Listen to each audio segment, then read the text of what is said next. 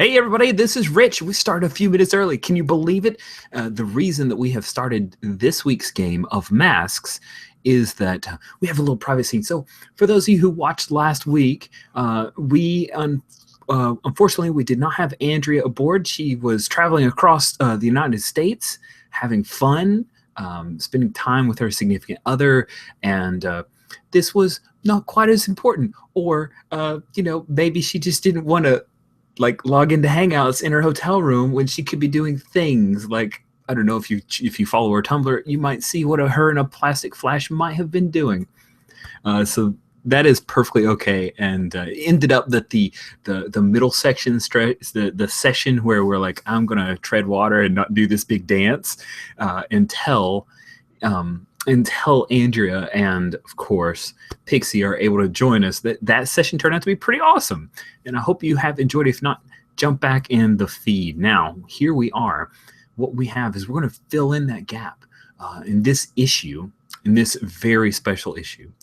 We're going to figure out what Pixie was doing. Now, what was told to the group is that she had a family emergency that she needed to take care of. So real quick, I just want to say hello, Andrea. Welcome back. Thanks, Rich. And that's an interesting lower third there.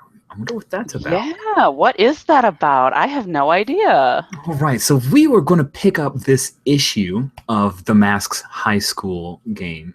We're going to pick up this issue with, we've gotten the cool Masks font in the upper left-hand corner, and it says flashback, 1 year ago. And so we start off, and the first thing we see is what does Malia's house look like? Malia lives in a very nice, it's very suburbia. So on the block, it looks like every other house, but it's, a very nice 2-story house, just perfectly manicured front lawn, beautiful shrubbery, and everything just looks and it's just white and sparkling and cardboard cutout. I love that you pointed out that it has very nice shrubbery, because is in one beside the other, the one that looks nice but not too expensive? Yes, of course. Good. Of course. Good. All right. Well, I got that reference in, and hopefully only the super nerds got that horrible reference. But it's not a game until somebody makes that kind of reference. So we have Malia in her cross country clothes. I think maybe she just run some cross country and she's coming back home. Does she ride, or is the track close enough? How close are you to school? She usually catches a ride with friends because she's in high school. I mean, you don't ride the bus. Right, especially since the bus doesn't run after school, after cross country. So you got to ride from friends. So when we see Malia come up to the street and they let her off, what's the car? What do her friends generally look like? Oh, it's a super posh, I don't know anything about cars. Probably a Jaguar or something. It's a nice car. There's like a guy in a leather jacket behind the wheel, and a very pretty high school girl in the passenger seat. And Malia kind of comes out the back and grabs her backpack and kind of pauses at the window it's one of those weird awkward hugs where you reach through the window. Oh, nice. Yeah. So it's obviously they're close, right? Oh, yeah. We don't see any no necessarily dialogue. We allow the artist to tell the story there, and see if they're friendly. And we get to see readers may not even know who this character is, but we've seen the house, we've seen pictures of her right in her dorm room, but this is Pixie, right? This is Malia. Mm-hmm. Cool. So you head up towards the front door. Where's so you're home, you've got your dad and your sister. Your sister's a little bit older, is that right? Correct. Yeah, she's 2 years older. Oh, is she still in high school? She will be graduating very shortly. Nice. Okay, cool. So when you come in the front door, imagine that it's one of those nice open foyers, and you got the stairs heading up, and then the dog comes running up, right? It's your dog, is Mrs. Snowy? Is that what her name is? Yeah, Mrs. Frosty. Oh, Mrs. Frosty. Yeah, what's she look like? What's the breed? She's a mutt, but she's a really big dog. She probably is about probably a little higher than her waist, actually, like her head. And then she's just like really big and fluffy. So she almost looks like kind of like a Saint Bernard, Oh but she man, has nice. like the snout's just a little more elongated, and so she's she's just a mutt, but she's just a big fluffy white dog, Oh, drooling cool. all Yeah. over. So she comes up and just kind of runs into your shins. It's one of those things where she leans in to get petted, and then there's some hopping up and some yips of excitement. And so we see Malia. She comes in, and there by the kitchen table is your sister Lena, and she's been here. She's got a bunch of pamphlets out from all kinds of different colleges, and she's got a laptop open, and your dad is there, and there are all these pictures of you guys that we see. What are some of the scenes? Are these mostly they're all posed pictures, or are you guys always out and doing things and active? Most of the pictures are us out doing things. But they're very like perfect family photos. Like there's one of the two girls in a boat with like jackets on and like hats, and they're clearly fishing, and they look totally out of their element. But clearly that was like a dad thing. And then there's a couple of like pictures with the family dressed up in like it's they're clearly going to go out to like a fancy restaurant or something, and dad's wearing something nice, and the girls are wearing fancy dresses, and but it's not posed. They're clearly just on their way out the door, and it looks like they're having a good time. Nice, nice. Your dad looks up and he says, "Hey, Melly, how was school and it practice?" was, it was fine. It sounds like they're not going to start me this year, but you know What? What? I What? know I worked really hard all summer. Are you? Are you? Are they faster than you, or is this some kind of politics thing? Do I need to call the coach? It's Mrs. Jameson's daughter. I don't know if it's going to do any good, because you know how the Jamesons are. Lena looks up. She says, "Oh God."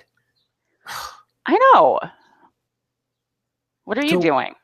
well, I'm looking. I'm putting in applications, and I don't know if I should go to state. They offer me a scholarship, Melly, and I don't know if I should go to state or I was thinking, and she starts just talking about different colleges and just listing out different universities, and it's like this weird pseudo humble brag thing, but she's also super excited about it, so she wants to just gab about it.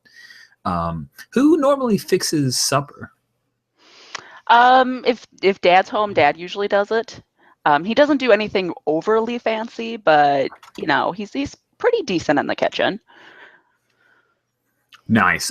You hear with the artist, we have a little buzz sound, and your dad's like, "Oh, I gotta go check on that." He heads towards the kitchen, and Lena's there. Is like, "Listen, you can't let Jameson take your spot, right? I mean, you got to think of your future." And she kind of points towards the pamphlets. It's really good on your transcript, okay? I know, but what am I supposed to do about it? Well, I mean, it's your future, right? I mean, you got to plan for your future. I mean, don't you want to go to college? Oh yeah, of course I want to go to college. Cool. And then Mrs. I don't know why I keep going Mrs. Snow. Mrs. Frosty like yips a little bit and then hops up onto the table and knocks off a few of the pamphlets. And Lena just freaks out, and then we just we fade away from that scene. We cut to present day, and it's this morning, and it's early in the morning. Malia as Pixie, you see that she gets a buzz. Her phone kind of vibrates. Do you keep it on the windowsill? Is the kind of thing where you keep it on the windowsill, or do you keep it on a bedside table, or where in the dorm does Pixie keep her phone? Right on the nightstand. Cool. So it's like a visit. Pick it And up, then look at what it is. yeah, and you see that you received a text. It's Lena's number, and she says, "Hey, Dad didn't want to bother you, but I thought you'd want to know. Um, We're burying Miss Frosty. Oh no. So she'll type back, I'll be right there. Cool. So how is it that Pixie's gonna get there? I mean, she can drive, but does she have a car at school? She'll take a taxi. She's not proud. Also, this is the day of the ball, right? Yes, it Yeah, is so indeed the she's day of the already in ball. her ball get up and Wait. No, you were woken up by this text. oh, I You was woken slept in up. your ball. What? Oh, okay. I missed that part. I was busy fussing with my lower third. It's Okay. okay. No, you were woken up by this text. Like it's one of those. It's a Saturday ball, so there's no school. You slept in a little Okay. bit. Maybe the clock shows it's like 8:08 or something. Yeah. Okay. And Yeah, so she'll just throw on some like a t-shirt and jeans and start calling for a taxi and nice. So we kind of skip ahead and we see the taxi letting you off, and it's the exact same walk, but the grass is grown just a little bit. There's just a few couple weeds. Like it was mowed a week ago probably, but doesn't quite have that same luster. It's not the same green. It's a slightly darker green. And you head in, and do you still have a key to the house, right? yeah. So uh, just open the door right up, and there's no one to come greet you, right? Oh. No Miss Frosty. And you don't hear any noises in the house. The lights are on, the TV's on, but low. But you don't. Nobody calls out your name. Nobody even seems to inquire. What do you do? Kind of hesitate in the doorway a minute and then hello? Cool. And so we had this kind of long shot looking down the hallway at Pixie, and it's a very similar scene to when she came in the door at the beginning of the comic, but she looks so radically different now. What has happened to Pixie, and nobody answers. You think it's I'm imagining it's a long house, so you can't really see into a whole lot of different rooms. You could probably see into like the kitchen off of the main hallway or up the stairs, but there's nobody answers when you call out. What do you do? I'm going to go towards the sound of the TV, probably still yelling, "Hello, Dad? Lena?" Cool. So you head back towards the den, and we have Pixie kind of walk underneath, and they're the exact same pictures as before, but nothing's changed. There's a little bit of dust. We got a really good artist for this one, so we can actually see their little motes of dust there on the. We spared no expense on this artist. And you head in, you see the TV is playing. It's like Animal Planet, and there's a box of tissues that are just sitting right on the coffee table, and there's no one in the room, but you see a little bit of movement out of the window, and you see into the backyard, and you see that's where your dad and where your sister are, and your dad has a shovel. What do you do? Oh. Um, I think she's going to kind of stand there and watch for a few moments. And then probably kind of as they're nearing kind of finishing up, then she'll go out. Okay. Yeah, so we have just the silent scene of your father digging a small grave, and it's a little bit before, let's say it's late morning, maybe just a bit before noon, when they're doing this, when you're able to get out and get all the way here. And they have, it's not like they have her body on display. She's in a bag, Mm-hmm. and he picks her up and gently sets her into the hole he's dug. And Lena is just devastated. Like, she's just can't stop crying. And he just slowly starts using the shovel to pile some of the dirt on. And then you come out, and the sound of the back door alerts your sister, and she looks up, and she kind of stands there looking at you. When was the last time? So she's seen you since you transformed. How long has it been since you saw your sister? Probably not since school has started. Okay. And that was only like it only been a few months Right. since you were transferred. So really, it's still pretty new. And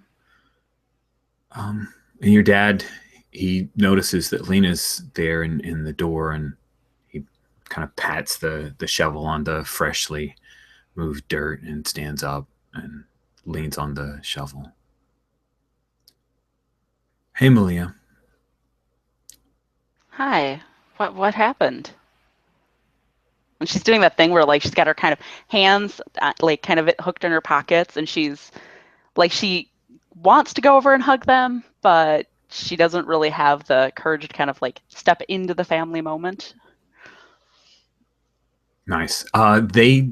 There's also that body language of unsurety from your sister and your father as well. And Lena answers. She's like, it's a little hard to understand her words because she's a little snotty. But she says she was hit by a car this morning, and then she's down. She can't talk anymore. And your dad says, I knew you had the dance tonight. We got an email. I didn't want to bother you. I'm sorry. No, it's okay. I kind of wanted to say goodbye. He kind of turns almost like, you know. So Pixie will kind of walk out very hesitantly, and she kind of steps out down by the grave and kneels down and puts her hand down. And apparently I'm going to use my powers. Sweet. I didn't see this being the way it was going to go, but I'll do it. That's amazing. What are you doing? I would like to unleash my powers to grow a pretty flower over the grave. Oh my gosh, that's amazing. Oh, that's so good. Okay. Woo. All right. When you unleash your powers to overcome an obstacle, reshape your environment, or extend your senses, roll plus freak. And wait for dice stream to load. There we go. Yeah. Well, that is not in the rules, but you do need to do that. That is a 7. Thank goodness. Woo! A 7. Oh, that's awesome. On a 7 to 9. Thank you, Dice Gods. On a 7 to 9, mark a condition, or I'll tell you how the effect's unstable or temporary. That is not unstable or temporary. You get to mark a condition. Your choice. I'm good with that. I am going to mark guilty because I feel like I should have been here. Nice. Well, sure if you go for or insecure, because that guilty works just great. Sweet. What does it look like? What is this thing that you've done when you reshape the environment? What do we see? So I think it's kind of at the kind of head of the grave, because Pixie was watching long enough to figure out which way the dog was put in. Yeah. So she kind of kneels down, and there's like a some sort of flowering bush that, it's very like, it starts out as kind of a little sprout, and then it kind of like extends out into like the full like flowering bush, and then the little buds pop open, even though it's totally the wrong time of year. And I'm not familiar with flowering bushes, but it's, something that would regrow every year to kind of mark the grave. Nice. Very cool. That is fantastic. Cool. Are you good with this scene? Do you want to have some conversation with them, or do we stop there? No, I'm totally good. Cool. Awesome. So thank you, Andrea. We were able to have our little kind of prequel in-betweener session. So now I'm going to bring in the rest of the team. We're going to take a team, rest of the group, our friends, our play group, the International Group of Awesome. And then we'll take a quick break so that the two of us can stop tearing up.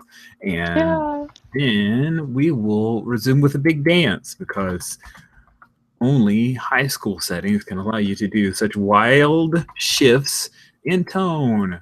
All right, so I'm inviting everybody on.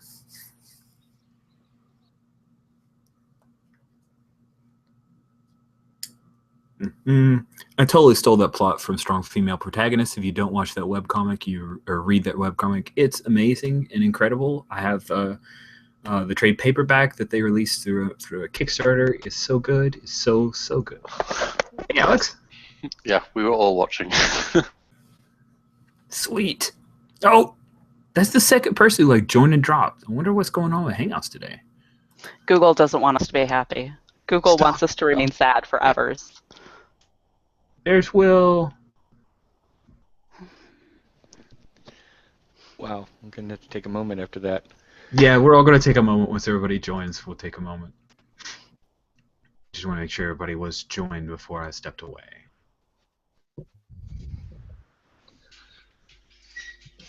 Cool. Awesome. Okay. I realized it probably should have been a thing that took place later in the day. I think Andrea's brain was better than mine because now we have to come up with Pixie did something after. I think maybe she ended up staying. Her dad wouldn't let her go. I think that's basically what's happening. And then eventually he'll let her scoot off to go to the dance. There we go. All right. Orders assembled. Cool. So everybody go ahead and set up your lower thirds. We're going to take a 5-minute break and collect ourselves. And then we're going to jump into a big dance. So we'll see you guys in a few minutes. We'll bring everybody on, all the characters on.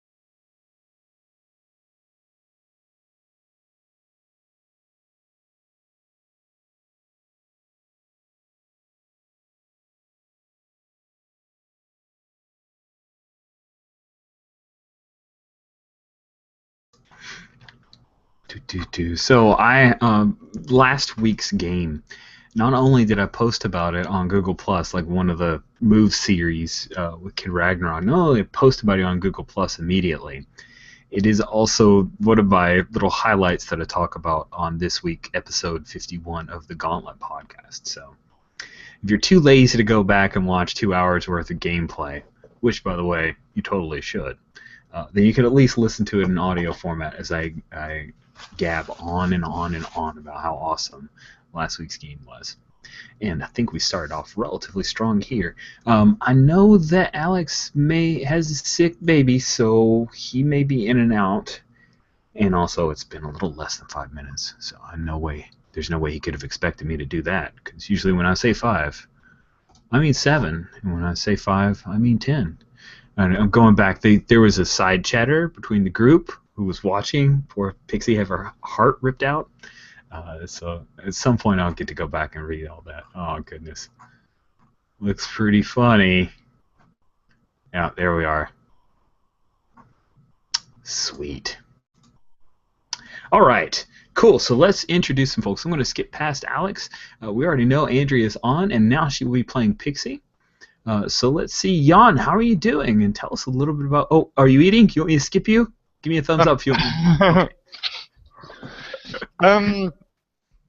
I will be playing Quartz again, who has a date with Pixie, so that's going to go well. That's okay, because he's wearing a tux. No, he's not, because it sort of was ruined because of shapeshifting. Well, he did save people from a green gas of some malformed intent, some badness. I'm sure that it's worth it, right? Yeah. Cool. All right. Then next we will speak with Jules. How are you doing? And who are you playing? Who are you going to the dance with? Hey, I am playing Katana, our resident martial artist who doesn't really have many superpowers, sort of power of heart, Hawkeye type thing. It's all working out, it's fine. And I'm going to the dance with a more superpowered martial artist called Brit. She's sort of a cheerleader type, really cute. And that's about it. We had a really good mission last time. Katana was the team leader, and that went really well, except that my team members all keep having issues that, might get in the way of having a really good team. But I've decided to just hug them until their issues go away. Hug it out, man. Hug it out. Leave your issues off the mat. Good deal. And until Alex gets back, I will say that Will is last but not least. Will, how are you doing? And tell us who you're playing. Doing good. I am playing ASAP, the Speedster Legacy. And who are you going to the dance with? No one now. I thought I might be able to go with Katana, but I apparently waited too long for that. And no one else is available, and they typically don't like being asked a few minutes before the dance. So, yeah. Oh, so much the emo. Going solo. You did get kissed, though, so that's a I plus. did get kissed, yeah. And to be honest, I think Katana may be coming around. She hasn't been explicit in that, but I can read between the lines. I mean, I kind of know what's going on. Nice. That's so good. That has so much potential for it going right for you. Of course, I did just get the news that the person who took out my father and took him out of the hero business has just escaped from Supermax prison, or whatever the name was. I can't remember. That's right. But yeah, so that's a little disturbing news going into the dance. Knowing. Cool. Yeah. He escaped from the spike, and your father probably doesn't want you to go to the dance. He just wanted you to be safe. So why don't we pick up with that phone conversation? Oh no. Some time has passed.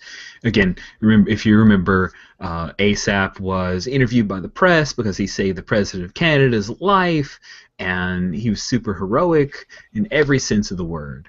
And then he spoke with his father, who told him, hey, Technocrat was broken out of the spike by his wife, electro bomb, and they're on the loose. So be careful, and he's very worried about you. And so things have progressed since that point.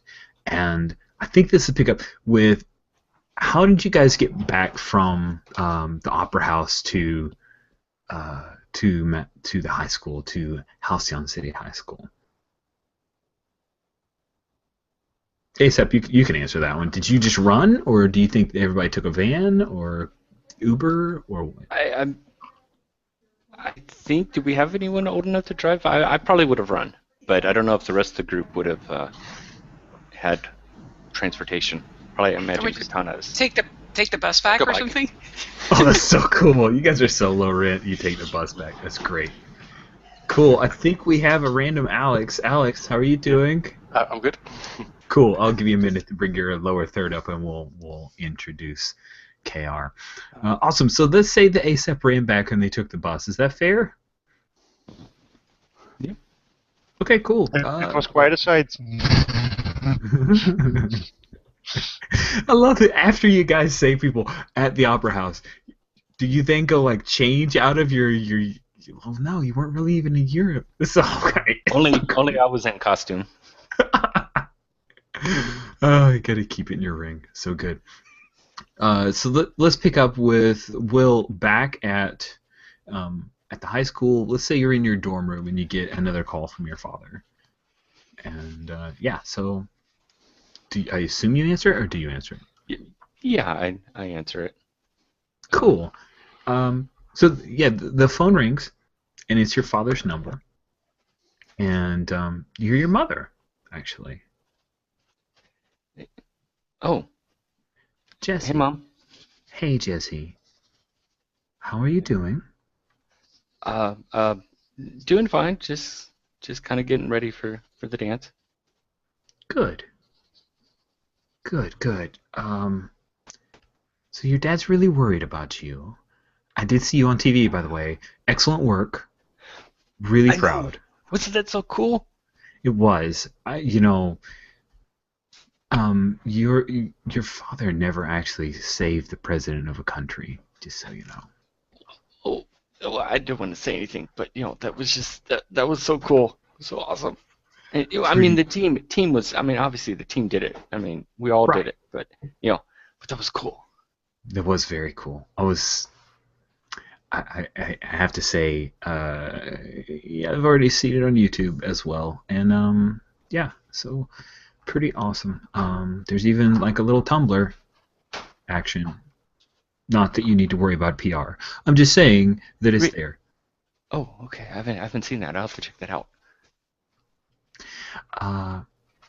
So your dad is probably going to ask you to not go to the dance. What? How do you feel about that? Well, I can't not go to the dance. I mean everyone's gonna be there. Well, if I remember, you didn't tell me you were going with anyone, so maybe you could just blame this on Dad. I mean, if I don't show up, after not having a date and stuff, that looks really bad. And yeah, but showing up without a date, how good does that look, son? Oh, well, yeah. Maybe there'll be someone there without a date too. You really want to pick up the pity date? I kind of am the pity date. I don't know. I mean, this has been built up all semester, and I mean, I all my friends are going to be there. My team's going to be there. I want to be there. I mean, Okay. Katana will be there. Here's the deal. Okay, remember, marriage is a partnership, right? And sometimes you do things for your partner that you may not entirely agree with. Are we clear? You remember that talk that we had the last time that your father did something that annoyed the shit out of me? Yeah. Yeah. I remember Yeah, that. so if you go, I'm probably going to have to show up and be a chaperone. Are you sure that you want to go? I won't get in your way. but I'll be there, and I know that's going to cramp whatever style you've developed at this point. And yeah, so there's that. I guess if that's the only way I can go to the dance. Okay, well, I better go look at my dresses. I'll see you in a few hours, son. Okay. And so now we should probably roll your legacy move ASAP. Oh, this has never been so much writing on this, I think. Cool. So there is a version 4 of the playbooks that we are using today. There's no changes that I saw to the legacy, so I think it's pretty much exactly the same as what we had been doing. Yeah, they reworded one of the powers a little bit, which I changed in the spreadsheet. So. Cool. Looks like the doomed was pretty significantly changed, but we don't have a doomed. Unless you want to call it Kid Ragnarok doomed. Speaking of which, hey Alex, how are you doing? Tell us a little bit about Kid Ragnarok before we jump over and do ASAP's legacy move here. Well, I'm Kid Ragnarok, the delinquent. I am currently feeling pretty guilty for, I think he's a mix of things. The covering up his family, who his family is, and also almost beating somebody to death to keep that secret. So almost. Well, the dice prevailed, and you did not. Yeah, so that's where he is currently. Oh, and he's got a date with Lark. That's right, with Laura. That's right, big Lark, who he thinks will help headline his as yet not quite created band, punk band. Yeah. Yeah, I think that's where it's at. There's a lot of screaming. He wants screaming. Loudly screaming. Well, Lark, who has powers like Black Canary, could do quite a bit of screaming. So yeah, she's like a combo between Black Canary and Banshee from the X-Men comics, is what I imagine. So I don't know why, but I just want the Banshee powers of flight because they never made any sense, but I love them anyway. I scream and I fly. Why? Because it's cool. Comics. ASAP, tell us about your legacy move, and let's roll it. I think you're muted. All right. All right. My legacy move is I roll plus Savior, and I get a modifier based on last session, which I got all yeses, so I got a +3. Nice. Added to that. And a lot riding on this one. Yeah, it's a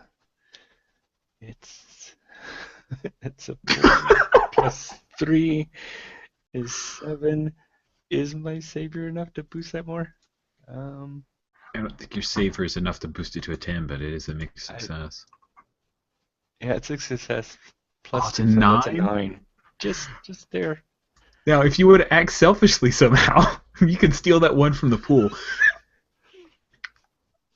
I don't know. Let's see what happens. I'll leave it there.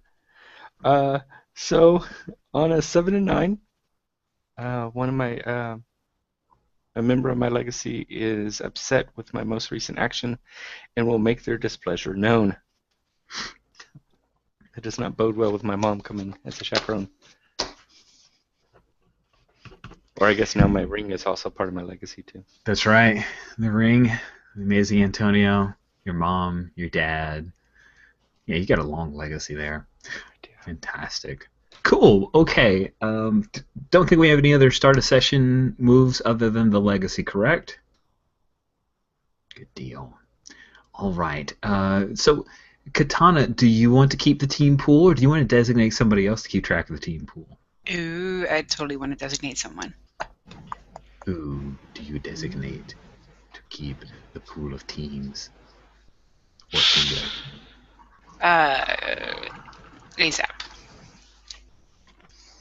Nice. I was going to give it to Kid Ragnarok, but who knows what might happen. He might use it to kill someone. Selfishly. Sweet. So that's your responsibility. You guys start with a 1 in your team pool. and we are going to pick up with. We'll do a little bit of like time dilation movement. You guys, we have like a couple of panels of you getting off the bus. How does Katana look? Like she. Is her dress going to make it? Is that was what she was wearing to the? Well, she was wearing a practical cocktail dress, which she sort of picked in order to be sort of. You should be able to at least fight in it. But yeah, I don't think it looks good enough to go to prom anymore. It's probably still held up because Katana was not in a lot of action. Not on the receiving end of a lot of action. But yeah, she'll need to improvise something for tonight. She's not on the receiving end. We have like a few panels that are collaged together of like Kodiak and her getting like knocked down, and then part of the audience, the balcony falling apart and her pulling people up from the rubble. That's no big deal to Katana. That's nothing much, right? Cool. So this is the fall ball. This is the big dance, and it is a formal if people want to dress up. It is also a Halloween or a costume party if people choose to do that. Now, the administration has approved the theme of characters from a book, right? Characters from a book, preferably nonfiction. And so that is the theme for costumes for this fall ball. And while the players may not have known about this for many, many weeks, the characters have. So they have the foresight that the players did not get. But that's what we're going with because I think it'll be awesome. So let's see. We're gonna pick up with you guys getting off the bus. Katana's got this cocktail dress, but she's going to change. Quartz, we see Quartz, and he had like his killer white tux, which is shape-shifting has destroyed. So what is it? What is Quartz's plan? He's a shapeshifter, right? So he could make a sock work if he really needed to. Well, I think on the bus he's probably asking Katana. So, how would I mend this cloth? It's more hole than cloth at this point. Sorry, I don't think you'll be able to make that into a tuxedo again. Which is a shame because you looked really nice, and now Pixie won't be able to see it. Can you get another tuxedo? Do we have enough time? It's gonna be very tight. I mean, time-wise, not the tuxedo. Maybe you can shift into more of a tuxedo type form? Like, I don't know, spruce yourself up a bit? I do not understand. Well, you can shift into all sorts of things, right? Can you maybe like shift into a different color? So you look a little bit more festive for the occasion.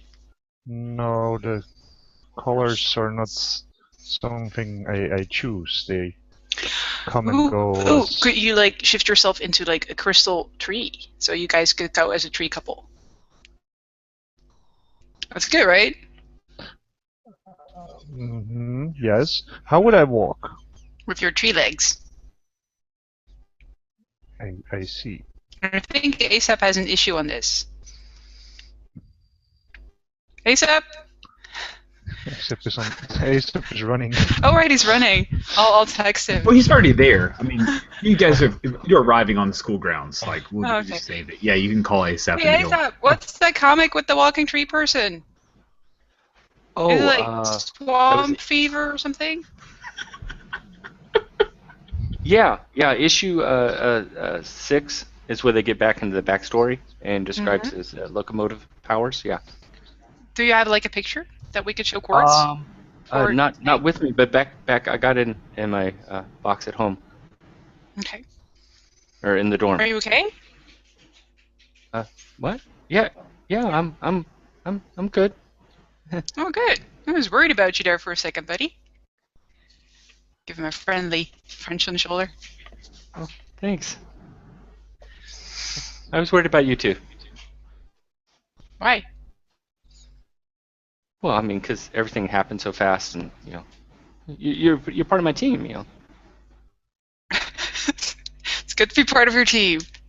or our team. Yeah, not my team. I mean, mine because I'm in it, but not like I'm not like the lead. You're the leader. Just keep going. Just keep digging that hole. I'll go get the comic. He's gone. So were you trying to support her or just trying to extricate yourself from the situation? I'm always supportive, but I think in that moment I'm trying to probably get out. Okay. Realizing. Cool. Sweet. All right. So Kid Ragnarok, I think you guys are off the bus at this point. Did KR take his psychic bike? Yeah, Kid Ragnarok does not take buses. Unless he can literally take the bus. But he's only done that once. Sweet. So how was Kid Ragnarok dressed for this big dance here? Oh, well, I mean, he's not got his costume on just yet. He's still got like the tux jacket over just t-shirt and shorts. But he does have one more bit for his costume that he hasn't got on yet. Nice, cool. Then we'll kind of come over to Pixie, who is now back at school, and do we see her getting dressed? Lark's in the room too. So, what do we see? Definitely. And so she's like peering in a mirror, and she's like, "Do my eyes look puffy? Can my eyes be? I don't even know if my eyes can be puffy. I feel like they're puffy." Lark comes over and she looks in the mirror. She's got this kind of sparkly eye makeup thing. It's totally Jim and the Holograms-y. And she puts her hand on your shoulder and she says, "You look fine. You look fine, Pixie, okay? Don't worry about it. That is terrible. Did you find out who hit Miss Frosty?" No, their dad's gonna talk to the neighborhood watch, but if it was somebody who was just coming through, and I don't even know why someone would be there if they didn't live there. I don't know.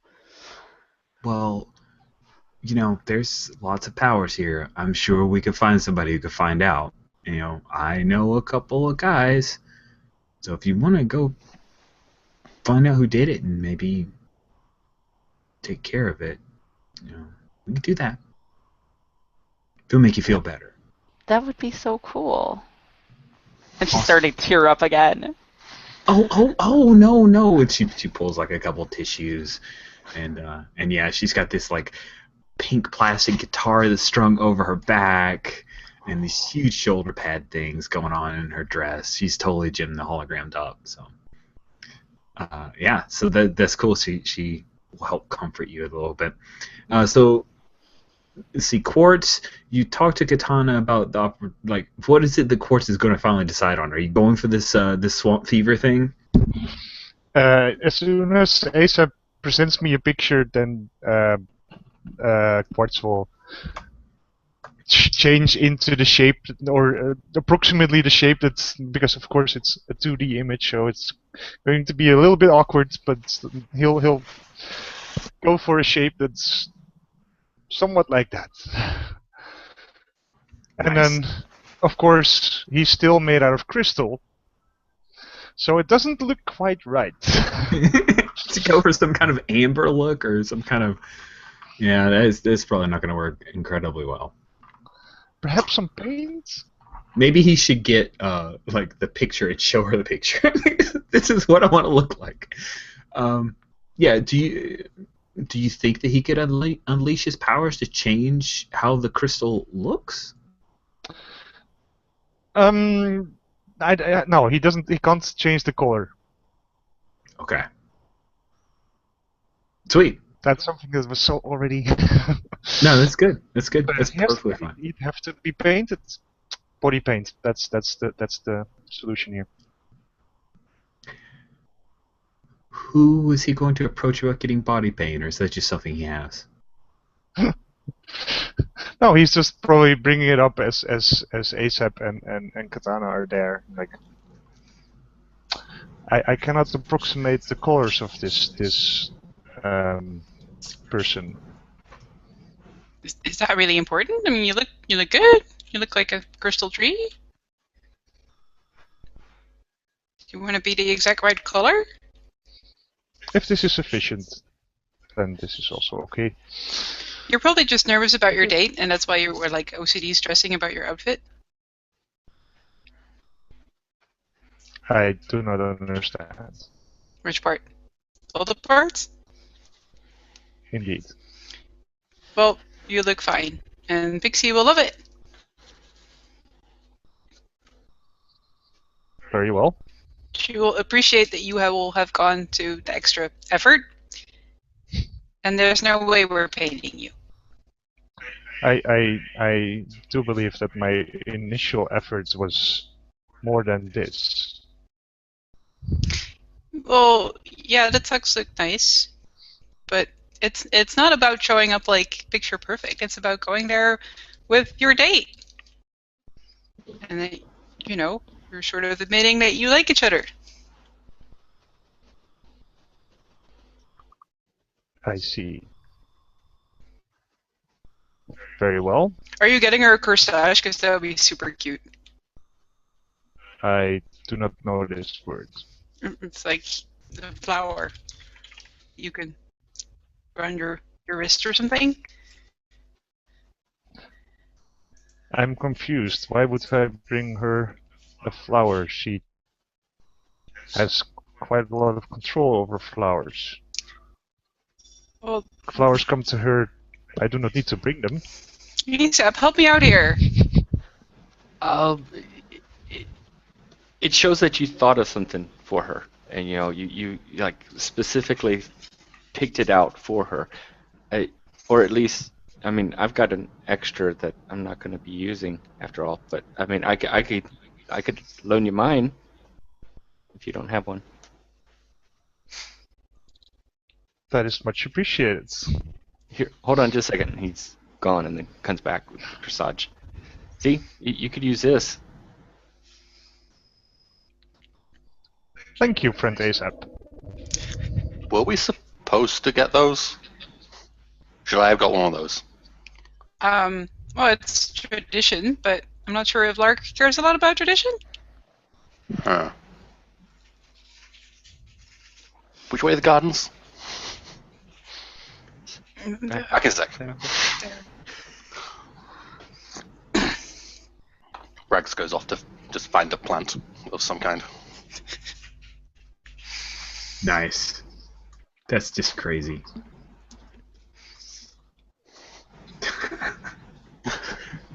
Oh, cool. Okay, yeah. So Kid Ragnarok goes off to steal a plant from somewhere. Oh, the poor high school gardens, Hope Prep gardens are going to be ravaged.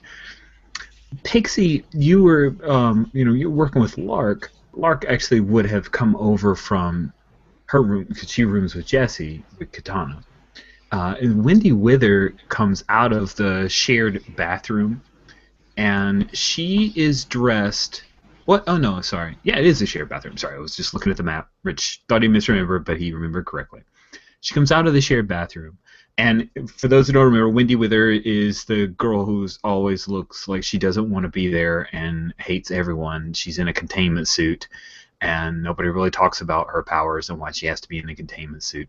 She is dressed as actually a villainous, known as Vespa. Now, with the containment suit, it doesn't exactly work because it's like this.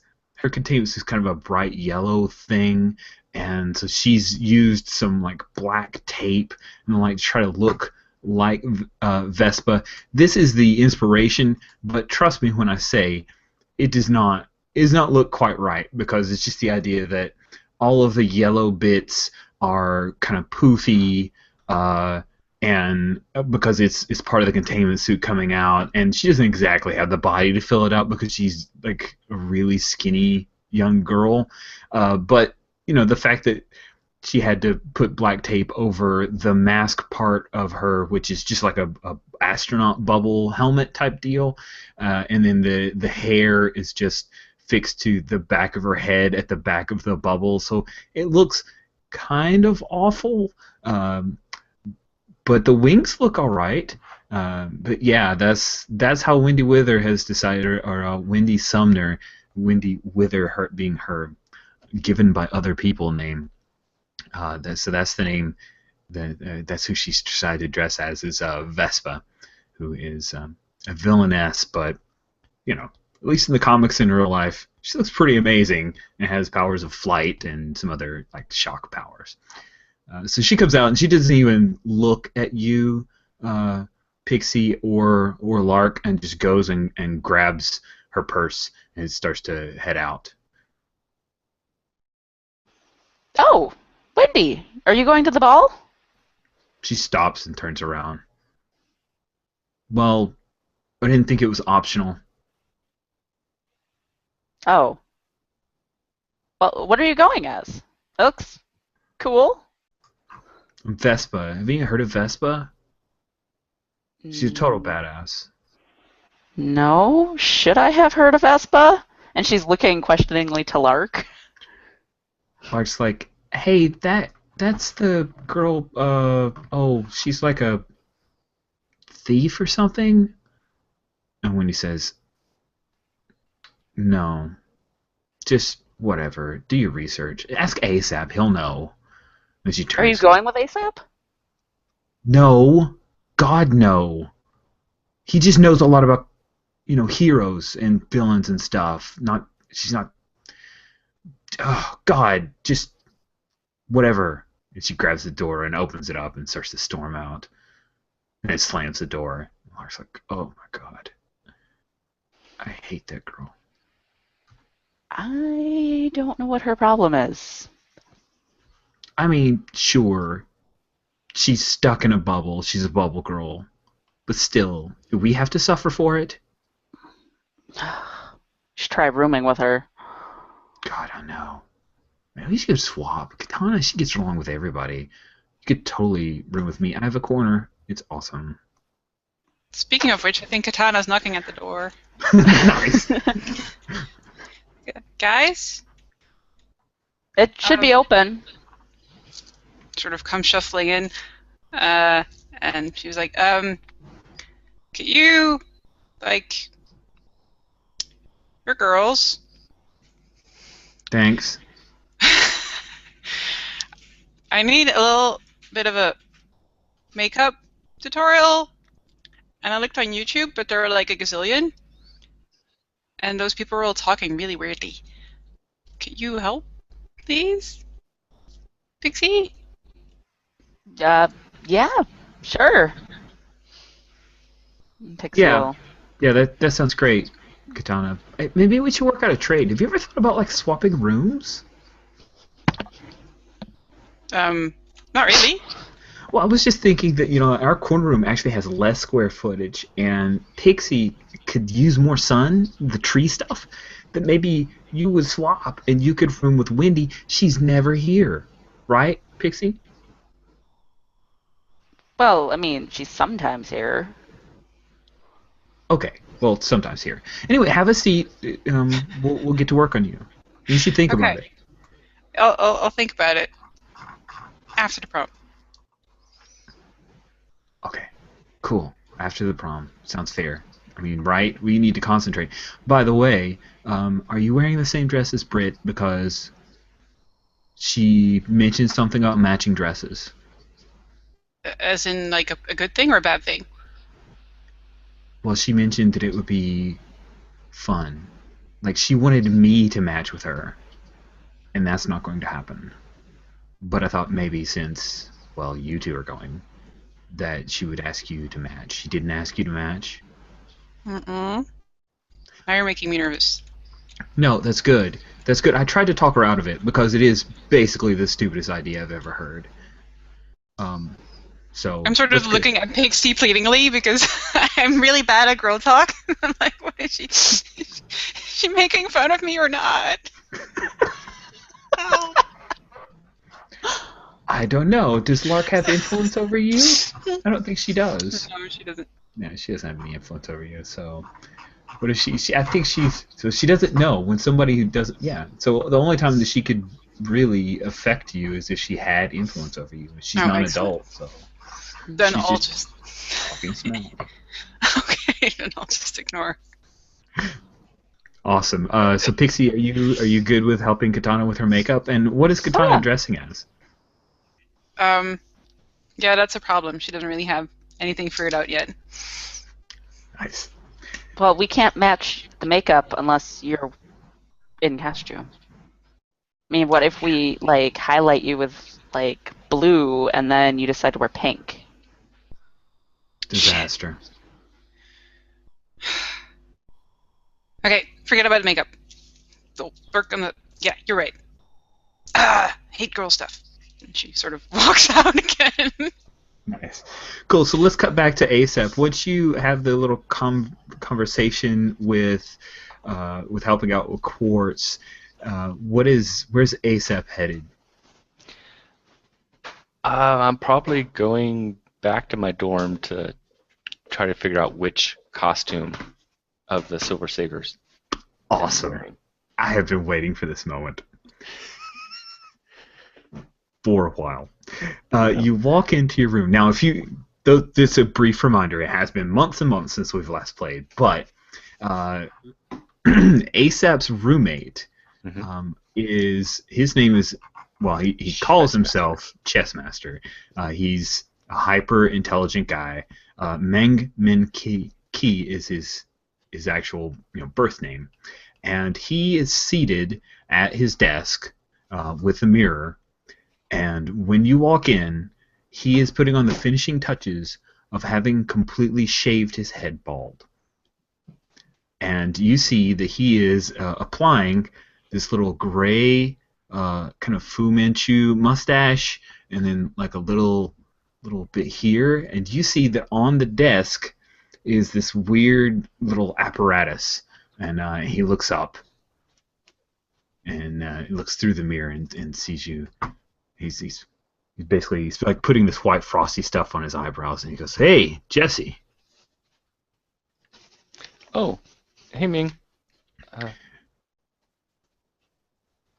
He puts this thing around his neck. It's like this collar. The way that the art's done is you can just basically see the bald head, and then he takes this fixture and he puts to the side of his head, and this, when he turns around, this is what he looks like.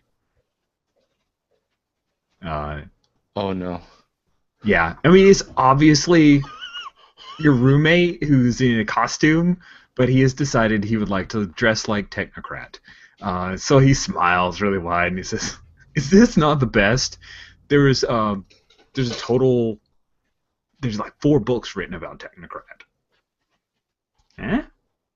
Dude, that's not cool. What do you mean?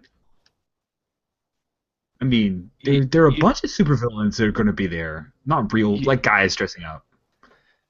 You know Technocrat attacked my dad. No. He pretty much retired him. Oh. And he's escaped. What? Really? It's not a good thing. Dude, come on. Well, you can pretend to defeat me. Why don't you dress as you, and you can pretend to defeat me at some... I don't know, man. I don't have any other costume ideas, really. I look a lot like him, so I thought it would be kind of awesome. Fine. Whatever. Okay. Now, do you think... So you're not going to try to provoke him or...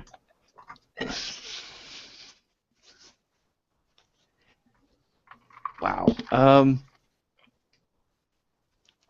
I don't know if he'd necessarily like try to pick a fight. I mean, he's pissed off, but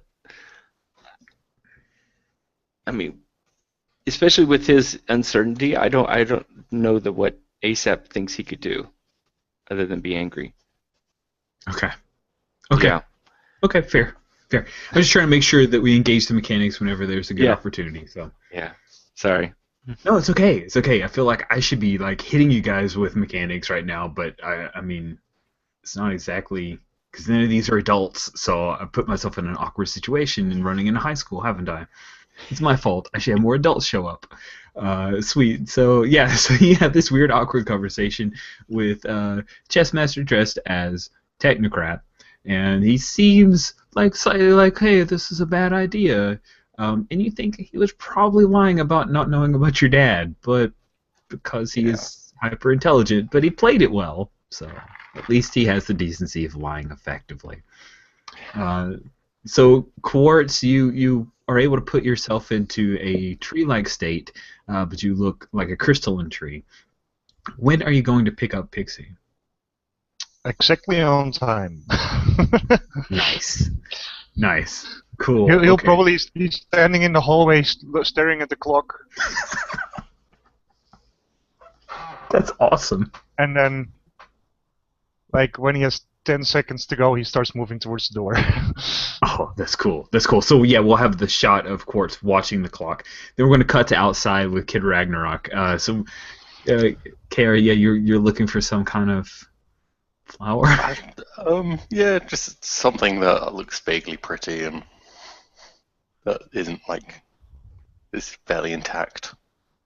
Nice. Cool. So you're looking over, trying not to trample too much of the garden when your phone rings. I It is checked an unknown number.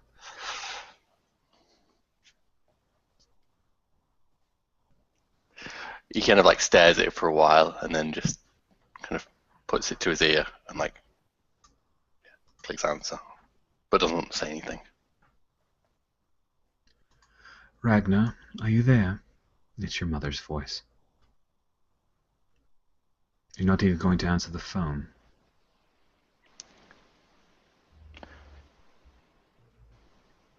Just stay. I don't want to. Just stay away. I can't talk to you. He's hangs up. Nice. Cool. Okay. Then just grabs the first flower he sees and kind of starts walking out of the garden. Cool. Yeah. You find a beautiful little carnation that you snip and grab. Sweet. So ASAP, is he headed to the party early, late? What's his thought process here? He is probably going there early because he has all 6 costumes of all the Silver Saviors prepped, and he's going to change at various times during the night. He isn't even cross-playing as Cheetah too, being a female superhero. It's the best. So he wants to be there early so he has enough time to display each costume. Nice. Cool. So ASAP gets there first. You see that there are a few people who are dressed up. You see Pristine is actually there. So Matt Hendricks, a member of this, he's dressed up in this black. He looks like a black archer. This is Archerman, which is one of the Silver Saviors. His son was Black Bow, who's still active right now, and Black Bow is known as quite the ladies' man. And so Pristine's dressed as Black Bow, and he's kind of showing off his bow because it looks super fly, and he's got lots of crazy trick arrows. And you also see that, unfortunately, super early is Paulov, who is known as Brick, and he is dressed as a Triffid. So he looks at like a weird sci-fi plant monster creature. And he's standing near the punch bowl. And your mother hasn't arrived yet, but a number of the faculty are already here. And then there's some music playing. It's mostly poppy type music. And there are a few folks who are here, including you recognize someone dressed as Vespa. It's not the best costume, but it's one of those done with a lot of heart and effort kind of costumes, but not a whole lot of skill or money. But you recognize that it's Wendy Wither dressed as Vespa. Now, Vespa is a pretty... Imagine if Catwoman and the Wasp were kind of combined into one type of mostly villainous character. That's kind of the vibe for Vespa. She's kind of upper mid-level powered, occasionally a good guy, mostly selfish, slightly bad guy, but never actually hurts people, thief kind of thing. But she's by herself. She's just kind of milling around and not really talking to anyone. But she's here, which is rare enough for her. So who are you dressed as first then, Asaph? I am dressed as Astonishing Antonio. Nice. Cool. So how does astonishing? How does this costume for Antonio look? It was kind of played down. It was kind of dark, like earth tone colors. Mm-hmm. Obviously, the big cape. He had a full like hood mask. Almost, just to have the lower half of the face exposed, and it just has an AA on the chest. Oh, that's so cool. Yeah. I really feel like, let's see, who would come up? Just basically like, because there's got to be somebody from the staff who would come up and say and compliment you on that. So I think it's gonna be Miss Kinfield, Fate's Fury, the lit teacher who also has incredible psychic powers and occasionally talks into people's brains. She's not dressed up as anyone. She's dressed in a nice dress. She is painfully hot. So she's dressed, conservatively. She comes over and says, "Jesse, you look excellent as your grandfather.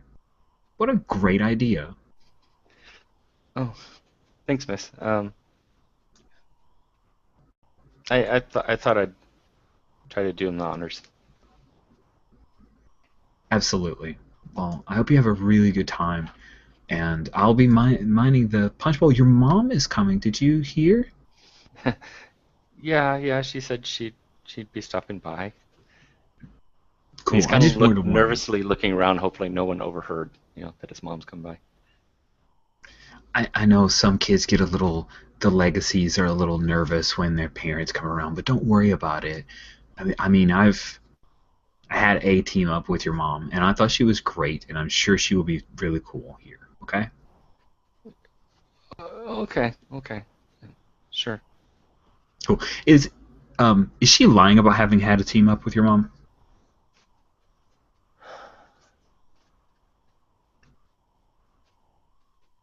I don't know about it. I haven't heard about this team up, so it's kind of odd. Nice. But yeah, I guess maybe stretching the truth a little. Maybe she didn't team up officially. She just happened to be, in the same location when something happened. Nice. Just in the same. They were in the same city that was being attacked by aliens. Right. That's why she teamed up with Powerbomb. It's totally Awesome. a team up from her perspective. Nice. Cool. So let's cut to the hallway as Britt walks past. She's dressed in a cheerleader outfit, and she walks past Quartz, who is still watching the clock, and knocks on Jesse's door. Well, So, Jessie opens the door. She's taken her regular superhero outfit and taken off all the black bits, the red bits, in an attempt to pass as Panther Woman. It's not very convincing because there's no fur anywhere, so it's not really working very well.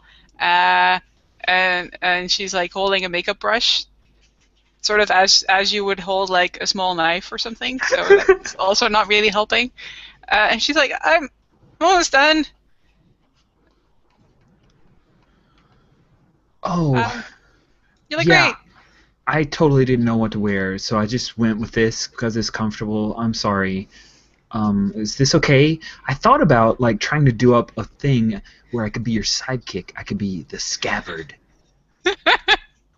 But then it sort of mostly fell apart because I just drew like this big hole in my chest, and it didn't really. So I just went with the cheerleading outfit. And that would go with a lot of really awkward jokes. No, this looks good. I want to change into my more normal outfit now. Sure, that totally sounds great. Whatever you wear, I'm happy with it. It's cool. Excellent. I should have talked to you earlier. You should have, like we should have, but you weren't around earlier. Yeah, there was a thing. I was no. I'll tell you about it later. Let me change. Hold on. Okay, now here's the question: does she come in and you change, or does she stay outside and you change? Like Katana leaves the door open ajar, but she does close it a bit. So it's not projecting towards the entire hallway. So I'm Nice. leaving it up to her. Cool. Britt, you see her pause for a second, and then she steps out into the hallway and shuts the door. Oh. Cool. So then we cut back to Quartz, and the time it is exactly on time. It is 10 seconds until time, and is queued up, Quartz. So exactly at I think I'm not sure we were going to. I was going to pick her up at like half an hour before. I don't remember. Oh, okay. Yeah, it's exactly on same- time to when you agreed. Yes. Like 7, and so on the dot 7 o'clock, I knock on the door. And it does take Pixie a few seconds to open the door, but she swings it open very eagerly, and then kind of catches herself halfway, and then swings it open the rest of the way, more slowly and more practiced. And she's wearing it's a ball gown. It's white. It kind of hangs a little bit off the shoulders, and there's a corset and everything, and it's done in sort of a late 1800s style, so it's got big puffy sleeves. And then her hair is just kind of simply kind of pulled back, just the bangs and kind of front pulled back behind her head, in a very just simple kind of thing. Hi. You see a few red-orange lights starting to light up inside Quartz. You don't know what it means, but and he says, "Hello. You look lovely." Thank you. You look very handsome. I mean, you're a really pretty tree. It is supposed to be swamp fever.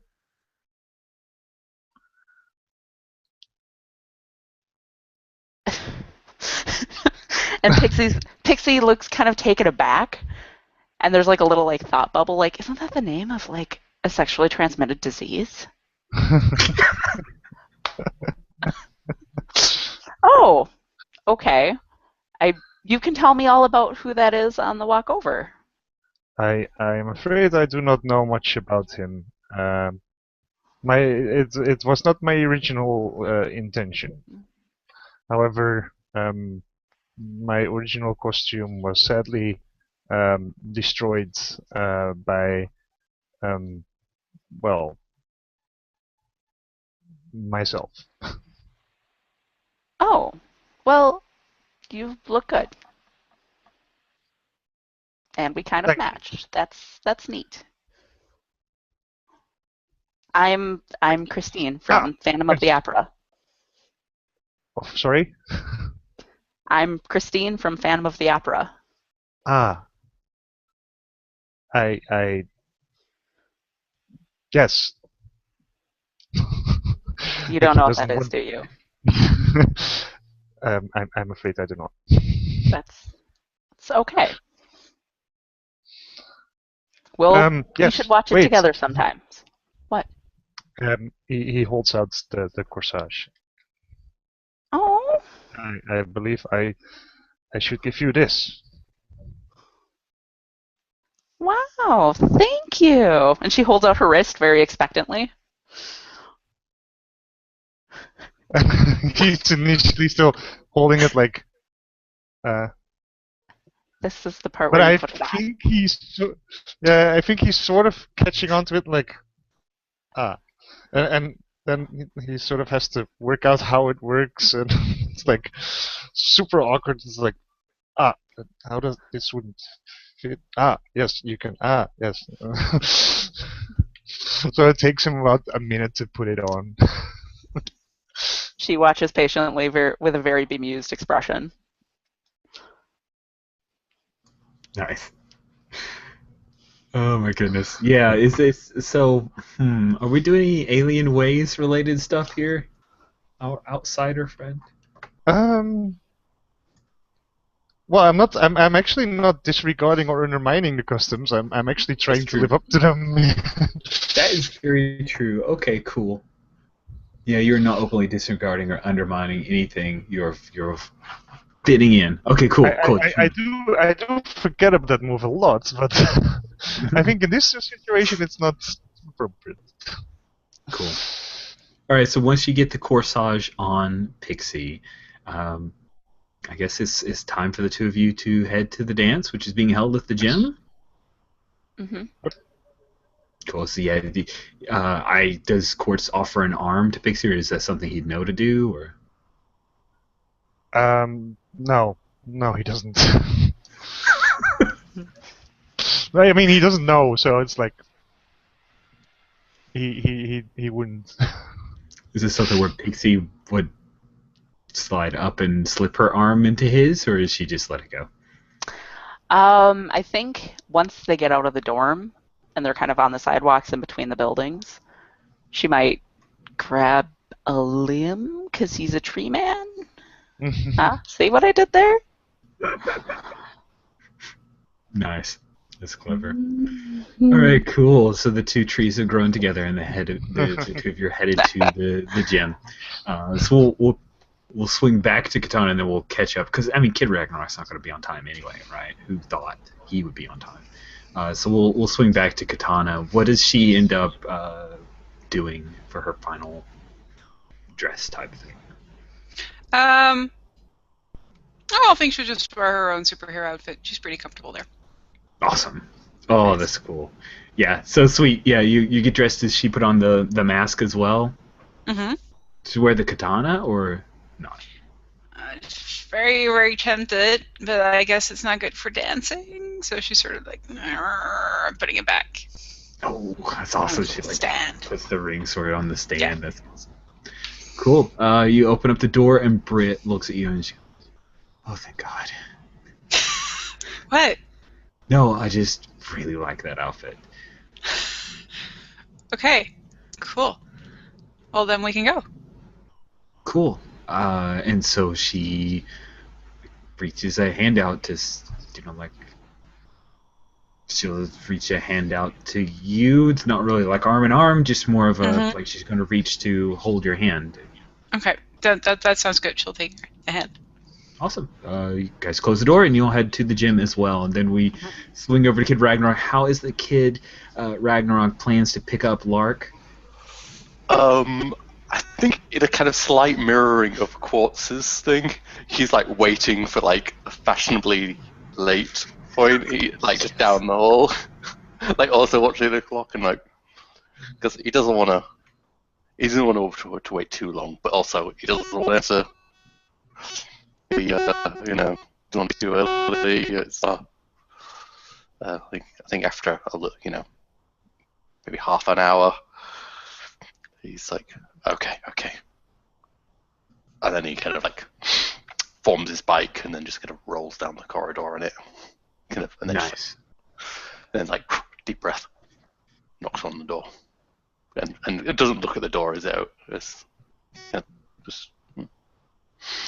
Nice. Okay, so just as a quick side thing, I want to recognize that Alex has said in the side chatter that he was rejecting his mother's influence. He absolutely was. That's the thing that I missed. So she's probably going to call back just so I can make those dice happen. But not right this second. Yeah. So Kid Ragnarok, you knock on the door, and see how we'll mark it. No, it's open. 1 second. He kind of like the bike disassembles, and he's like, okay. And he opens the door. Kind of have his entrance ruined. Nice. It's awesome. So four of Wills here through the door. And you open the door and you see Lark dressed. She's got this kind of like around her eye is this cool bluish type of makeup and is sparkly. Would Kid Ragnarok have any idea who Jim and the Holograms is? He's kind of a poser, so maybe he knows about them. I think he might, yeah. I think he's been left alone to watch lots of cable TV as a kid. I think he's seen some reruns. Sweet. And it's she's wearing like this crazy Dayglow pink skirt that's up a little probably higher than would be normally allowed in this school, and these like high socks type thing is totally like this crazy 80s getup. And she is sitting at the desk kind of turned around and posed just so to look as cute as she thinks she could possibly look as Jim. And she looks amused. Oh. And how is Kid Ragnarok dressed? He's got one of just his normal t-shirts, I think the one like the skeleton t-shirt he has on normally, but with a suit jacket over the top, shorts, boots, and a Pokemon hat. She looks you up and down and says, "Who are you dressed as?" Pikachu?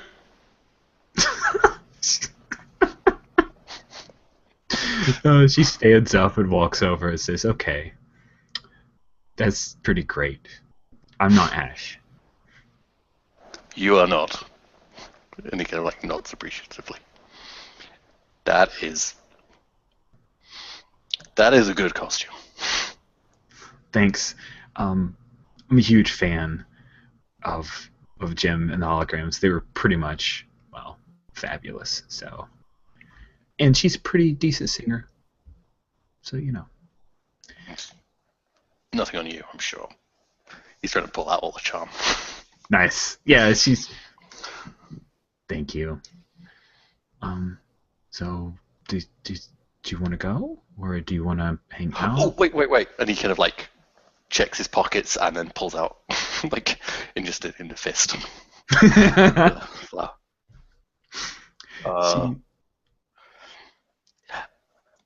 I'm not sure how to... No, he kind of concentrates a bit and like it kind of psychically bonds it to her hand. These you now have to concentrate on. Oh man. To keep that Sweet. from falling Yeah, off. she looks down at the carnation. She says, "This is really cool, and it's totally you though. Like, I have a piece of you with me. That's awesome." There's nothing. Wait till you see outside, and then you hear the engine sound of the bike forming outside the door. He's totally going to get that entrance that he wanted. She kind of does this little half eye roll of like, "Oh man, okay, in for a penny, in for a pound," she says as she locks the door to the door broom as she steps out into the hallway and looks up and sees, wow, that's a really You get a wide off his eyebrows like, yeah, I know, right? It's a really big bike.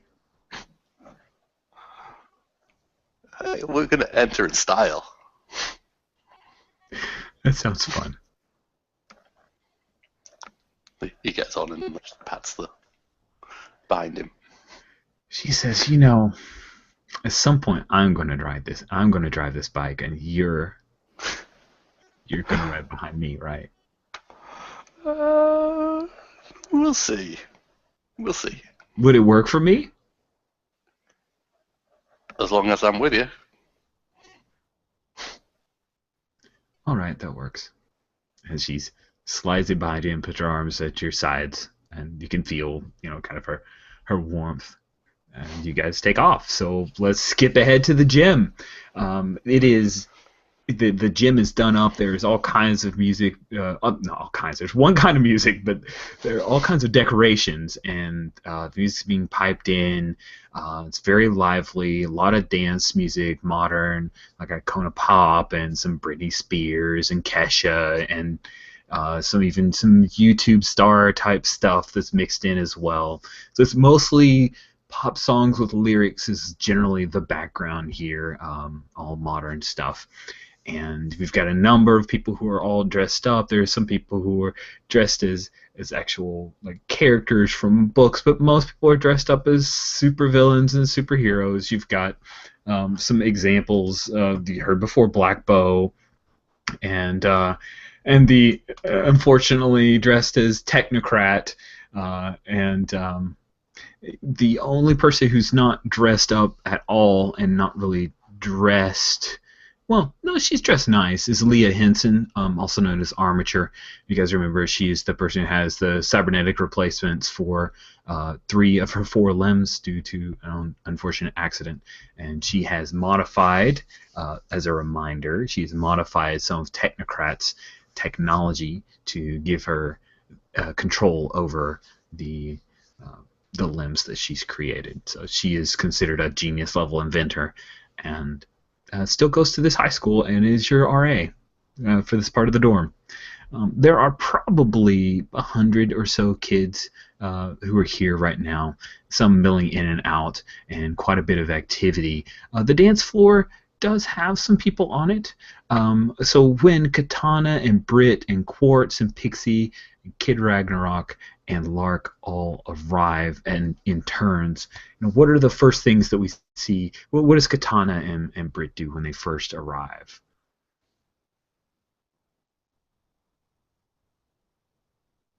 Oh, you're muted.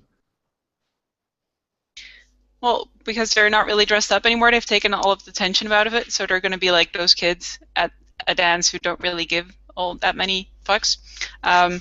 So I think they'll sort of look around and then find a spot for themselves where the music's not too loud, where they can sort of chill and hang and maybe sneak in some alcohol. Nice. Okay, cool. That sounds pretty interesting to me. We will have to see how we can mechanically have that happen. I don't know how you do that. Are you standing up for something? No. Directly engaging the threat of not being of not having alcohol. That's what you're doing. Yes. When Quartz and Pixie arrive in the gym, and you guys are coming from the dorm, so you can actually walk through the school, or you can walk outside and then kind of come in from the external entrance, or the entrance from the outside. What did you choose, Pixie or Quartz? How did you guys choose? I think we took the longer way, so we could have a nice slow walk before the big dance, rather than rushing over there. Sounds good. Cool. What's Pixie's mood now? She's had a rough morning. She's actually really nervous, because this is obviously her first date since tree thing. So she's kind of focused on the here and now. But, we'll see how that goes. If buttons get pushed during the dance, she might end up running away sobbing later. I don't know. But for right now, she's just nervous. Nice. Cool. And so the two of you come in, and you see this display, Quartz, of kids dancing, everyone in costumes. Some people are just dressed up. There's some of the adults who are around. Music's being piped in over loudspeakers, and it echoes weirdly in the gymnasium because of all the wooden floor and the bleachers and the like. And you're here with Pixie. You haven't experienced anything quite like this. So what is it that you do? I will probably just let Pixie sort of lead the way. Like wherever she moves. And like for him, it's also already a bit of a weird sensation. Like the branch holding is like somehow weird. So yeah, he's just letting himself be guided wherever she goes. Well, so let me lay it out. Just a little bit of a breakdown. That it is because it is a fall ball. There's a little bit of a fall festival element here. So there is actually an area where people are allowed to, if they so choose, bob for apples. There is a little there's a tractor out back, and there is supposedly a corn maze that the kids are going to be allowed to go to very shortly. So there's some kind of Halloween type theme type deals. There may even be a costume contest, and of course there's dancing in the middle. You've got a long buffet line. This happens to be taking place when some kids probably skip supper and maybe just right on the buffet line, just like chowing down. And this is a pretty posh, like the food that is offered here is pretty nice. I mean, Hope Prep gets money from a lot of the major super groups in the government as well. So this is a very nice looking shindig. And so as Pixie, where would you guide Quartz first? You might be a little hungry, but I don't want to tell you what I can't eat in this corset. It's just not happening. So fortunately, the whole not eating all day actually worked in my favor for the costume. So I think Pixie's first instinct is to look around for friends. And so not seeing Lark and Kid Ragnarok off the bat, she's going to be like, so do you know how to dance? Yeah.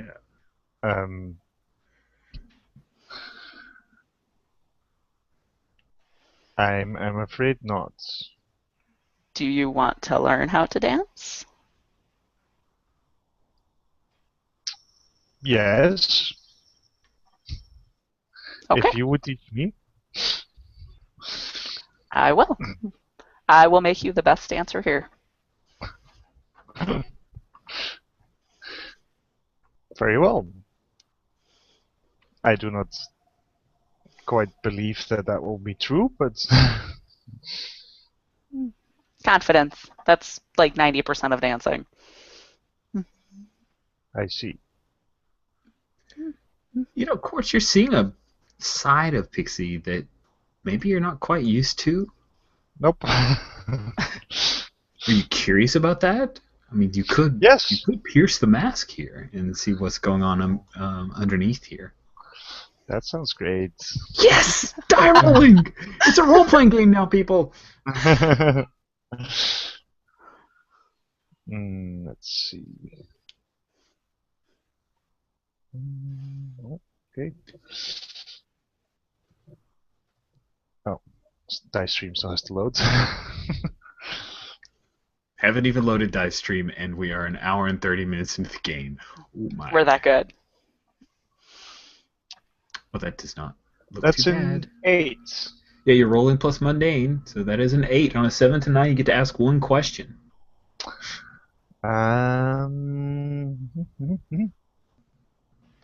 Ooh.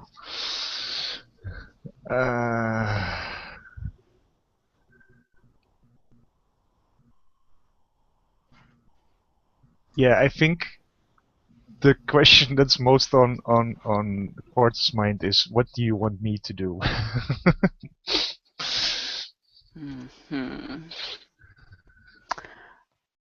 I think what Pixie wants Quartz to do is trying to think of how exactly to word it. Basically, enjoy the night with her, not like think she's a freak and walk off. Just be here and just enjoy her company. Okay. That should be easy. So. Well, I think that you guys, as you're headed out to do your dance routine, Britt points out to Katana the astonishing Antonio, and she thinks it's kind of the coolest thing. It's pretty cool. He looks like, I mean, I guess it's like genetics, but he looks really great. He rocks the cape. I imagine us sitting like up in the bleachers, so we're like can have a good view of everything and everyone. And I was like, yeah, it's done well. How, like, is this just friendly hangout thing, or is there, are the two of you, like, proximity-wise close? Are you still holding hands? I'm just trying to get a vibe. Is it just a friendly thing? Is it, or what? Well, first, like, it was all friendly, and now, and a little bit casual, a little bit friendly, but now Katana is realizing that this evening will probably, would end in makeouts, and now she's getting, like, increasingly, slightly more nervous. Yes, more nervous is great! Yeah. So, but, you know, still just trying to keep it normal. Nice. That's when you guys are all hear the rumbling of particular motorcycle. The psycho Oh, trike. God. So what's the big entrance for Kid Ragnarok and Lark? I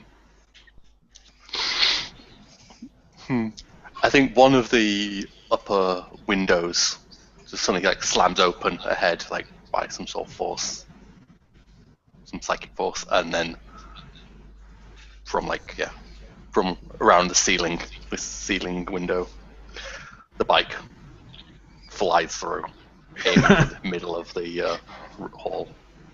That's so awesome. We don't need roads. Yeah, Where are we going? We don't need roads. and with like the kind of psychic lightning kind of crackling off. He's added that, or he's trying to. Nice. Yeah, so is this one of those where you like come flying in and maybe you do like a little circle of the place? It's kind of he kind of lands, goes to like a sideways skid, and then just as it's losing momentum, it just dissipates the bike and just steps off, and then just like acts like nothing happened. Cool. Katana's going to be super mean and ignore this entire entrance, like, completely. Like, it's this thing, my shirt. Can you get this off? It's just, I think it's staying. Just completely ignore it, just to piss him off. I'm doing this like nonchalant yawn, but you can see I'm like scanning the crowd for reactions. They're relatively impressed. These are a group of teenage supers, so nobody's gawking at you per se. But yeah, there's some nods, like pretty cool, and a few laughs, and yeah. I do a little bow. You see as you're bowing and you stand back up, Kid Ragnarok. You see that standing not far away is someone dressed as Technocrat. Prison uniform. You've got the neck enclosure to keep him from being able to activate some of his psychic abilities over machines, and then the brain implant. Everything pretty well done. He's kind of like in the mid bow, and he just like stops, and then it's like a little eye twitch, and kind of, he like takes a deep breath, and it's like, Hey, are you should we go okay? get a drink, Lark? Yeah. What? Are you okay? Did you get dizzy or something? My landing wasn't as awesome as I planned. It's nothing. What would you like to drink? Well, I might have a little extra. Not with their. Okay, right. That's what I'd like to drink. Got ya.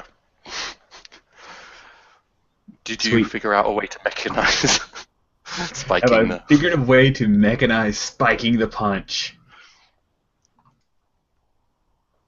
I think you're directly engaging a threat. The threat is the lack of alcohol in the punch. That's all I can do. That's all I got.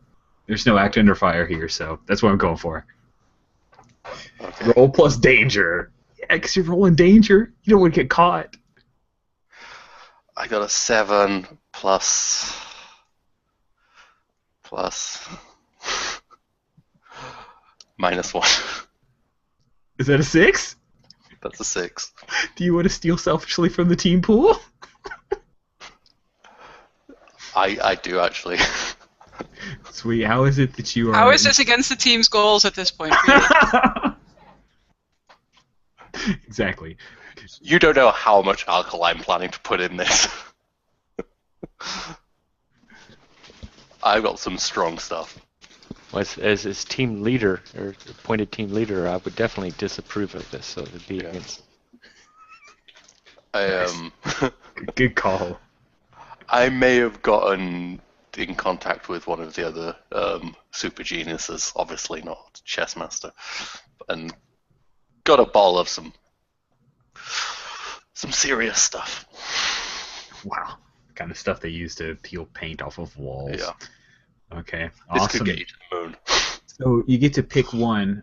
You can either resist or avoid their blows, which would be resist getting caught. Take something from them. You can define it how you want. Create an opportunity for your allies. Or impress, surprise, or frighten the opposition, which is faculty.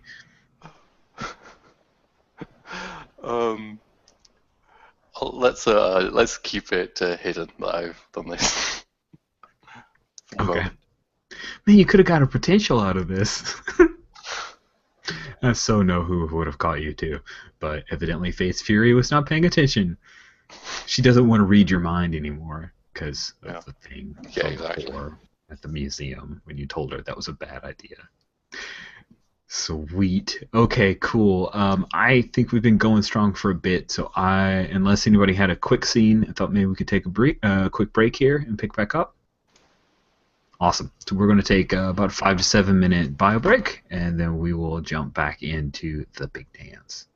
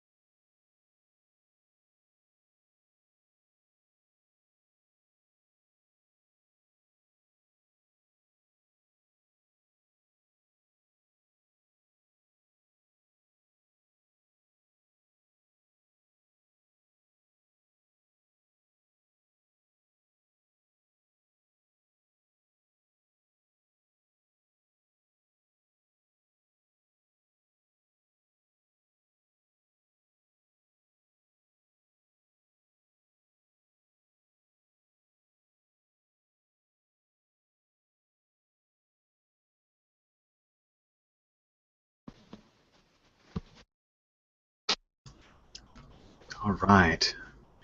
Welcome back, Will. Man, looks like people are popping back in. Fantastic.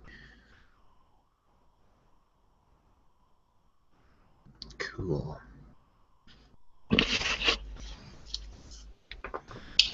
Man, Alex is committed to the Pikachu hat, even though he's probably gonna like die of exhaustion at some point.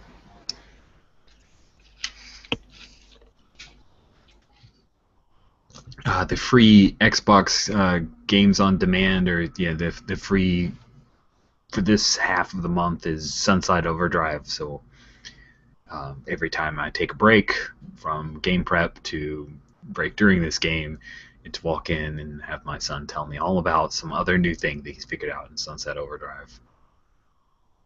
Pretty excited about the game. It's pretty cool. It's basically Ratchet and Clank. It's basically what it is, except with skateboarder peoples. It's a rail shooter. It's cute, and you can turn off vulgarity, which is nice since he's 10. So, yeah. All right, let's pick up with the arrival of Powerbomb, because I know that's what Ace has been looking forward to, right? Right? I mean, that's all he wanted to really happen. Just have his mom show up. Really excited about that part. Am I getting the because it's Electro Bomb is the mother? Is Powerbomb the correct? Am I using the correct It's name? Powerhouse. Powerhouse. Okay, I was like in the back of my mind. I was like, something's not quite right. Powerhouse. Thank you so much, and I apologize for that. So we have Is this after Katana asked Britt if they can hang out with ASAP a bit because he's her friend, and she doesn't want him to be like sad and dateless? I think that is exactly. It should be after that. So then we can have two player characters doing the same thing. Plus, it's hilarious to have him more embarrassed. Yes, making it more awkward. Oh no! Brilliant move. Brilliant move. Also, like Katana and Britt are coming over, like not making it look like we're hanging out with you so you don't look sad, but it's sort of, it's like, hey, nice outfit. So it's sort of, it's that awkward hanging out thing. So cool. Hey. Good. Look good. Yeah, he's now in his Archer Man costume. Yeah, thanks. Oh, you should totally get a selfie with Black Bow. That actually would make Pristine's day, because he's a huge Black Bow fan. Probably would, yeah. And after I made the costume change, I'd go over there and say hi at some point. Cool. Yeah, so Pristine's not quite as excited about that as Britt thought that he would be. But he looks over and he says, wow, Archer Man. That's a pretty good costume. Thanks. I guess that's pretty cute, you being the new Silver Saviors, and you're like dressing as the Silver Saviors. I thought he was pretty cool, right? Yeah. Yeah, it's cute. It's adorable. Yeah, I have all of them. Have them all lined up. What? All of them? Yeah. Even the cheetah. I mean, figure, I got to be inclusive, I got to show the whole team, right? Yeah, you should definitely dress up as a secretary. What? She's not the secretary. She was like a speedster, like me. She's pretty good. She broke the sound barrier. She's the first one. Yeah. I don't think she actually did that, dude. No, they documented it, man. They did. It's in the books. Have you read the memoirs? I mean, it totally explains how, they verified it and everything, and it's pretty cool. It's early female hero, and she did all this stuff, broke records and everything. Nice. Let's see. Are you? Let's see. Yeah, I don't see a move here. Unfortunately not. It's okay. He's It's okay. geeking out. No, it's good. It's cute. He doesn't have influence over you, so it's not like do anything. So yeah, Christina said, yeah, you're right, man. That's cool. I just read like reprints and a few annuals and stuff. I didn't know if it was real or whatever. Sure, that's cool. You'll have to come by when dressed like Cheetah because that would be funny. That would be really funny. Do you have like falsies or something, dude? Well, I'm kind of like doing crossplay, you know. So it's almost like Cheetah, I guess, as a guy, you know, since I'm not a girl and I couldn't get anything, I didn't know what to, you know, do. But Probably a good call. I mean, not like you have to worry about facial hair or anything, but you have to tuck, and that'd probably be uncomfortable. So yeah. Sure. Yeah. Great. All right. You going to go out to the cornfield later? Heard it's pretty scary. Sure. I guess. Yeah. Probably will. You can't run away though, right? ASAP. No, I mean, I'd do everything like everyone else. Hey, ASAP! Kid Ragnarok leans over and hands you a drink. Oh, cool. Thanks, man. Thanks. Oh, hey, whatever. Sorry, I didn't get you a drink. That's fine, man. You guys are teenies. That's fine. Yeah, whatever. You look Anyway. you look like an idiot, by the way. I'm Pikachu, the best Pokemon. Who are you dressed as, anyway? Black Bow, dude. Who? Whatever. Black Bow. Yeah, Blackwell was totally like Archer Man's sidekick. Pretty cool. See? We kind of match. Cool. Sidekick, yeah. Awesome. Man, that's awesome. Oh gosh, how that has to be ASAP something. totally didn't know he was throwing that out. Didn't catch. That is so good. I don't think it's a move, but it's so good. I think it's Provoke, which currently is a bit Yes! broken for me. When you provoke someone susceptible to your words. Yeah, what are you trying to get out of Pristine? With that little... I think I overheard the conversation. I thought he was picking on my teammate. Nice. And I was getting ASAP's back. Amazing. I'm so proud of you. Okay, well, when you provoke someone susceptible to your words, say what you were trying to get them to do, back off of ASAP, right? Yeah. And roll plus superior, which you're pretty good at. But I got a -2 because of guilt.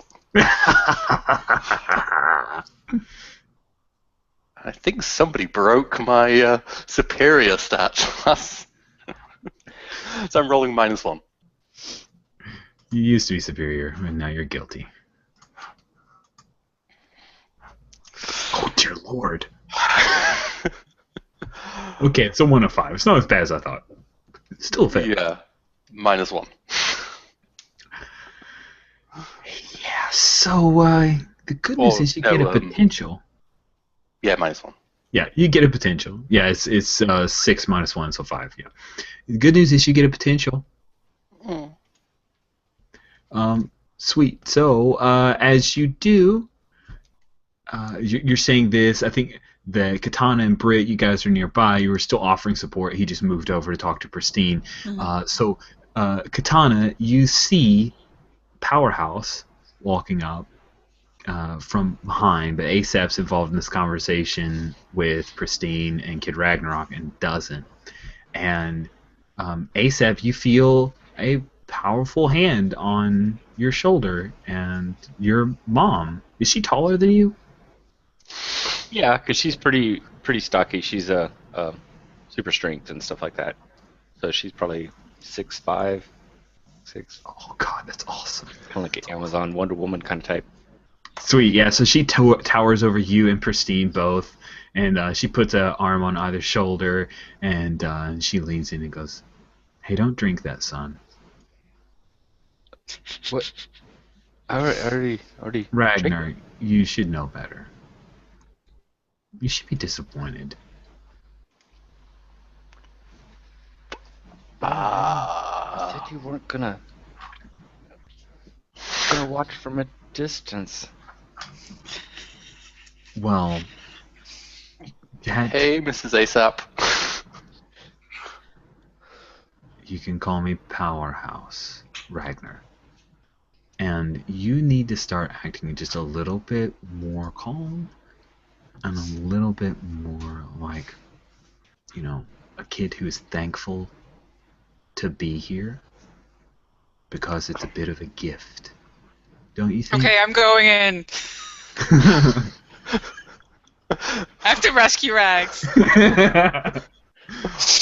Because I've been at you guys' house, right? So, I've been at ASAP's house before, so I can just go like, hey, She looks up. his house. Hey, Jesse. It's been a while. It has. I've been busy. I'm sorry. Well, that's okay. Did you hear about how well ASAP's doing here? Yeah, I saw you on the news too. Was she sort of like sliding in front of Kid Ragnarok? Yeah, Kid Ragnarok is like behind as well. Cool, but I still think it has an impact on Kid Ragnarok, and I really think that she is she's trying to tell you how the world works, right? So you can accept what she says. You should be more mundane, or you can reject her influence. What do you do?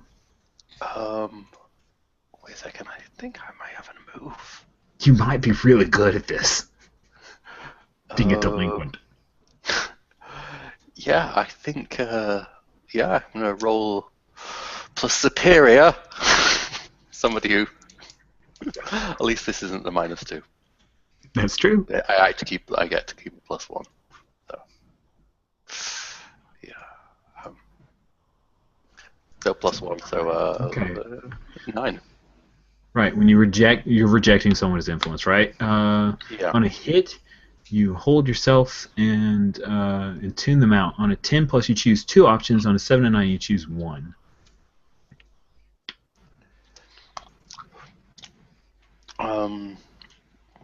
Where is it? Actually, wait a second. I think I actually. Yes, page 2 of the basic moves.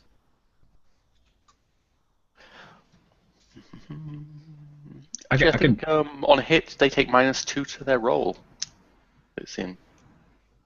Huh? Because of my Mary Contrary I don't move. roll? I'm not even sure I know how to roll dice anymore. What are dice? Okay. So. Just give me 6-siders that you guys keep playing with. They're adorable. No, Okay. Yeah, I don't know what to do here. Hold on, let's take a look at the move real quick. Oh. If only these playbooks were in alphabetical order, it would be easier for me to find them. Magpie Games. Okay. Okay. The delinquent. Mary Contrary. Someone tries to pierce your mask, comfort and support you, or provoke you, you can interfere, roll plus superior. On a hit, they take -2 on their roll. Okay. That's not influence, actually. They're not. She wasn't trying to comfort, support, or pierce your mask or provoke you. Okay, well, I'll reject her influence, which, Okay. as you said first, Yep. on 7 to 9, I get to choose 1, and I clear a condition. Nice. You get to clear guilty. Yes. You basically double down. She's like, you should feel like this is a gift, you even being here. And then your team moves, kind of swoops in, and Katana's trying to back you up. And ASAP's, I don't know sure what ASAP's trying to do. Maybe he's trying to melt into the floor or something. Getting embarrassed. He's doing Yeah. I said you weren't going to say anything. Well, so you're saying I should leave? I should go? I mean... No, I'm not asking you to go. I would not ask one of my I'll son's go. I mean, teammates to if go. you, I don't want to cause a problem. I'll go. It's fine. It's fine. I mean, Teenagers. I can go out alone into the streets. She just walks away at that point. Like, Powerhouse does not deal well with teenagers. She slaps you on the back one more time, ASAP. Not hard, just like pat. Like, I'll get out of your way, son. And then she stalks over towards the apple bobbing barrel there, where some of the nerdier kids are actually trying to bob for apples. Your mum's cool. I like her. Thanks. What was that? Is my mom Powerhouse? Yeah, I know that. Silly. She was acting a bit weird. Well, with the news and stuff. Yeah, I guess. And technocrat on the loose and stuff. They're all worried. Huh. What? Oh, you hadn't heard it? Yeah, they apparently technocrat broke out of the spike. Electrobomb broke him out. Like right when we were at downtown and stuff. The whole president Canadian thing.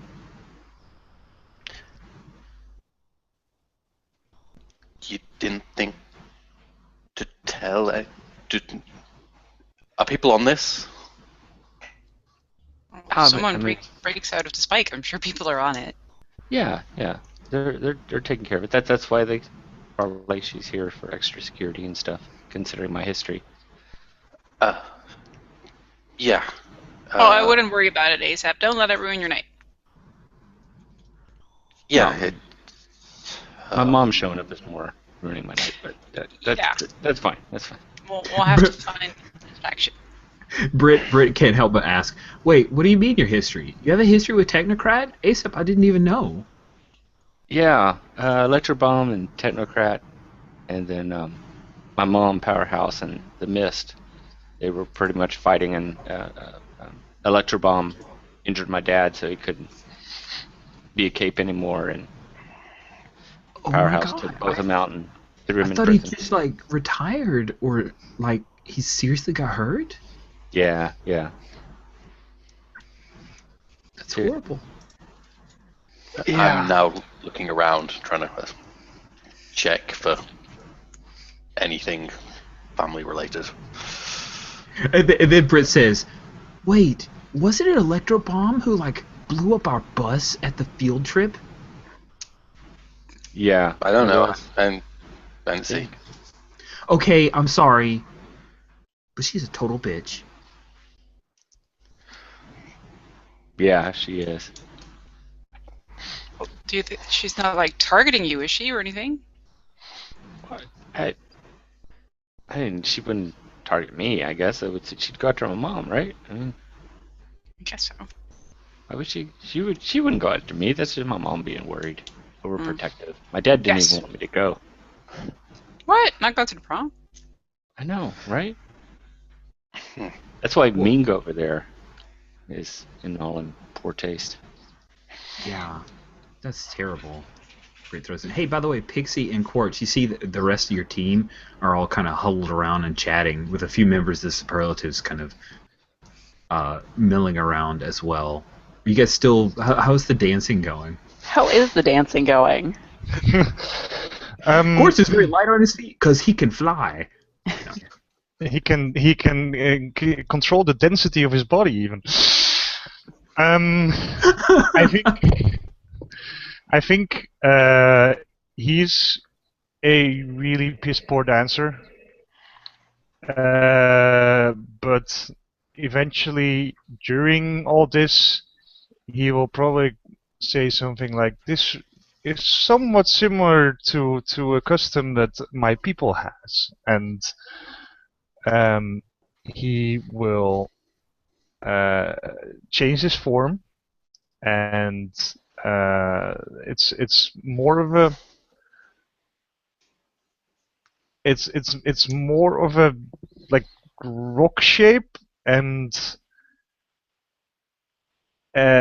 he sort of starts slightly. It's like sort of hovering just over the ground, and he's making shapes on the floor while his body shape changes into different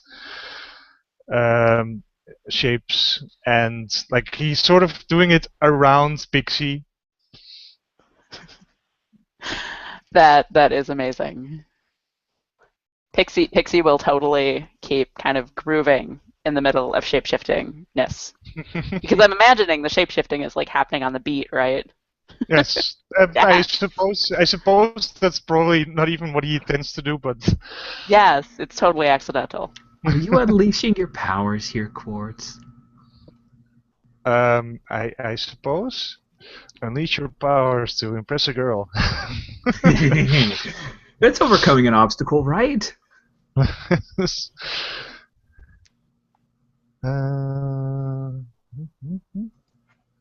plus freak. Oh. Let's see. That's still a 7. Okay, cool. On a 7 to 9, mark a condition, or I can tell you how the effect is unsafe. So your choice. Do you want to mark a condition? Yes. Ooh, what condition? I guess insecure. That makes the most sense. Sweet. Okay, cool. So yeah, this exposing yourself like this and trying to impress Pixie and not entirely sure how it's coming off. Yeah, exactly. It makes you a little bit insecure. That is fantastic. Amazing. So yeah, so you guys see over there in the circle around Kid Ragnarok and ASAP, little like circling your wagons there, that the lights, there's a little bit of a light show going on the dance floor, and it looks pretty neat. Quartz is doing some kind of thing with Pixie. Light show. That is adorable. Yeah, I think Should we go that's cool. dance? Did ASAP just ask Katana to dance? Oh wait, no. No, I don't. I shouldn't be too socially awkward to do that. Okay. With her date right there, yeah. Yeah, we wouldn't go that far. He was meaning like as a group. Should we all go dance? Is that how you see it? Like, do you want to? Yeah, I mean, you should we all go clarify it. dance? Should we all go in? Yeah, probably. I hope he does the whole clarifying the whole. Oh no, as a group. It probably does says it and then realizes how it could be taken. No, I mean like all of us as a group, just like the team, just dancing as friends and stuff. Lark says, I'm not dancing as friends. Come on, kid. Yeah. She takes your so, hand. Let's go hit the dance floor, and I think I'm like scanning the room and I'm assessing the situation. Ooh. Which is You I'm target freaked those out. dance threads. Yeah. Nice. When you assess the situation, roll plus superior. You no longer have a guilt condition, so your superior is in good stead. At your +1. Oh, 10. Oh yeah, nice. On a 10 plus, you get to ask 2 questions.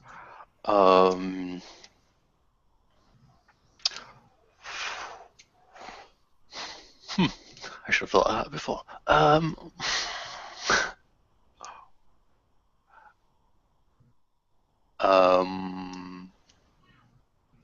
What here is the biggest threat? What here is the biggest threat? So at this dance, the biggest threat to you would be the fact that the faculty is now wise to your spiking the punch. You actually see that they have pulled the punch bowl. Powerhouse is overseeing Face Fury. Well, I mean, she basically picked up the whole punch bowl, because it's not heavy. It's just like Table and all. Yeah, pretty much. So they're keeping a very close eye on you, and that's probably the biggest threat right now. Is if you jack around one more time, they might ask you to leave. And Lark is taking you out to dance right now. She's actually was impressed by the way that you handled a hero talking down to you. So yeah, there's that. Do you have another question? Yeah. What here is useful or valuable to me? Because I've got a criminal mind. Here's useful I or can valuable answer to you. that. Gosh, that is a very interesting point. So, what do you want to do will probably help me form that answer. Are you just looking for a general thing of stealing, or do you have a goal in mind? Something to help you get away with stuff? What do you... So I could get up to no good without getting into more trouble. So you can get up to no good without getting in more trouble. I don't know, Well, the distract me. corn maze, there's a tractor out that goes out to the corn maze. The corn maze is in the dark. There are lots of places to hide. There are probably some kids who are up to a little bit of no good, or there are places to hide with your date. I'm not saying anything, but if that's where your criminal mind goes, it seems like most of the faculty is concentrated around the dance part of the dance. So there are probably some areas throughout the gym or the rest of the school that you can sneak around and hide out in. And they are moving the punch bowl like back to what they've made into their makeshift kitchen area, but it doesn't look like they're throwing it out. I don't know if that's a good answer for what is the most valuable to you, but Hey, alcohol and a place to make out is pretty valuable. nice. He can worry about multiple things at once. Cool. I just figure he has a roving eye, so Yeah. I'll give you lots of points of entry there.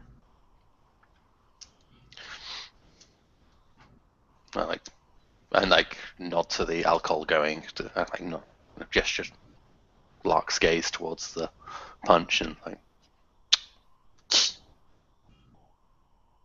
Yeah. Do you want to try to grab that? give it a few moments. Cool. Let's cut back to Quartz and Pixie. I don't feel like what was Pixie's reaction to Quartz's dance style? Because I don't think I didn't feel like I saw it.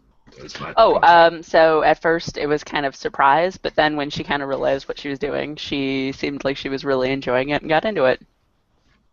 Nice, very cool. And then Katana and Britt and ASAP all come over. Pristini's not come with you guys. They all come as kind of dance around you guys or dance with you, like a group dance type deal. How does Pixie take that? Are they horning in?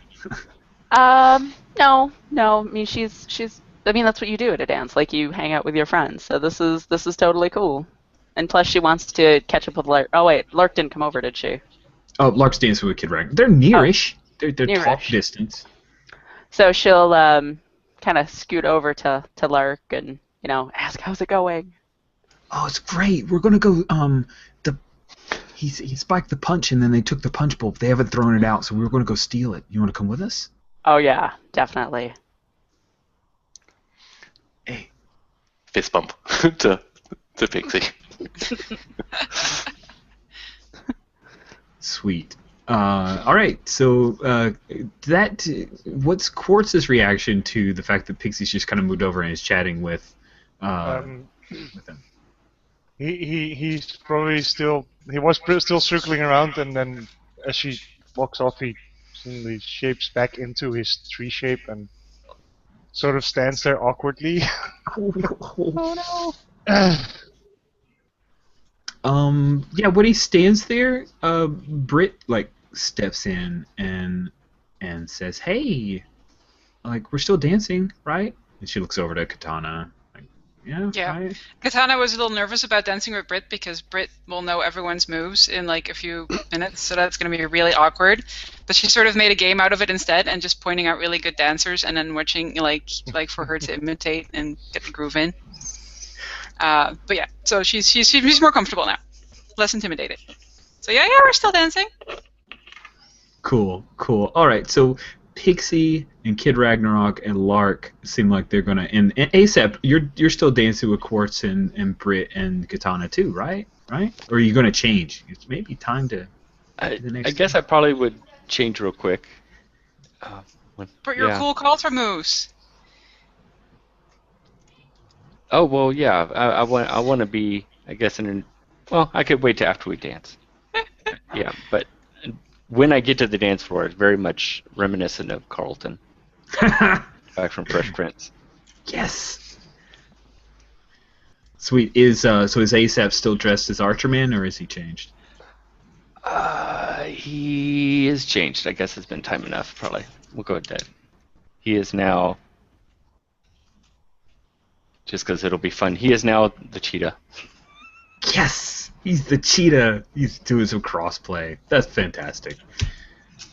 Sweet. So we have 4 people who are kind of in the middle with some other folks that are all dancing around, and then we have the team up of Pixie and Kid Ragnarok that are trying to sneak the punch bowl. Wait, Pixie totally wasn't intending to abandon Quartz. Oh. Okay. So we're is she clear. gonna back in and say something? Of course, it's just a quick conversation, so it's fine. Yeah. I was like, oh no, what did I do? That was not what I wanted. Some people horned in on your date there. They like slid in and started dancing with him from the moment that you stepped away. Yeah. Terrible. So she'll kind of turn around and be surprised to see him talking to Brett. Bleh, can't talk. Kind of wander back over. Hey, Quartz, you want to get out of here? Where would we go? Isn't this the location of the festivities? There's a lot of locations of festivities, not just this one. You want to see everything, right? Very well. We will sheepishly follow you. Sweet. Where would Pixie take Quartz then? Oh, we're just going to go meet Kid Ragnarok and Lark and find out what the plan is. Oh, sweet. All right. Cool. So then it looks like it's just Katana and Britt who are hanging out with ASAP then. ASAP as Cheetah. So that's pretty great. And kind of awkward. And yeah. I can see like Katana and Britt having an increasingly better time at the dance floor, and like wanting to do some couple dancing, and maybe Britt can do some really cool moves, so it becomes more of like a tango or a swing thing, and then there's ASAP, and it's becoming more of a third wheel situation. But then they get aware of it and they try to fix it again, but then they get distracted again, and it's kind of awkward. So how is Katana's, as this night has gone on and Britt's trying to play it casual, but it's obvious that she wants to be at the dance with you. How were you taking that? Because earlier you were a little nervous that maybe there would be some expectations of intimacy, but really she hasn't pushed anything. If anything, she's very reactive, and the one thing he has done is try to insert herself when it looked like maybe Quartz was alone, or made sure that when you needed to go over to your team that she just followed and didn't interject. So how is Katana's interactions with Britt going? Oh, she that has been making a big impression on Katana, because the one thing she loves is a really good team player.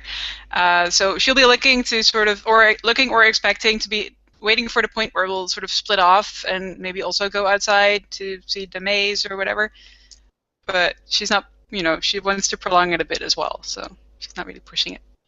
Yeah, and Britt sees that ASAP all by himself on the dance floor is not a good thing, so you can tell she's totally cool with continuing this thing and enjoying it. So as you guys are splitting off and trying to find a way, you guys, Pixie, Ragnarok, and Lark, and Quartz, are all trying to find a way to abscond with the punch bowl. And Katana and ASAP and Britt are on the dance floor, surrounded by a number of others. There say a dozen or so folks who are still here out dancing. That there is a sudden a crack of thunder outside.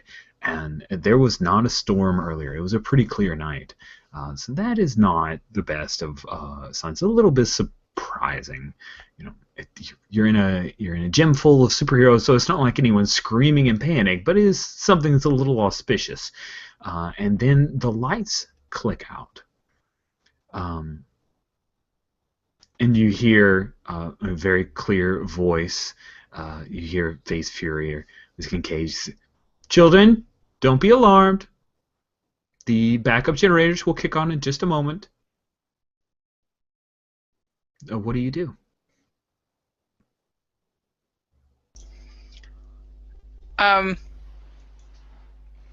Assess the situation. Damage control. Nice.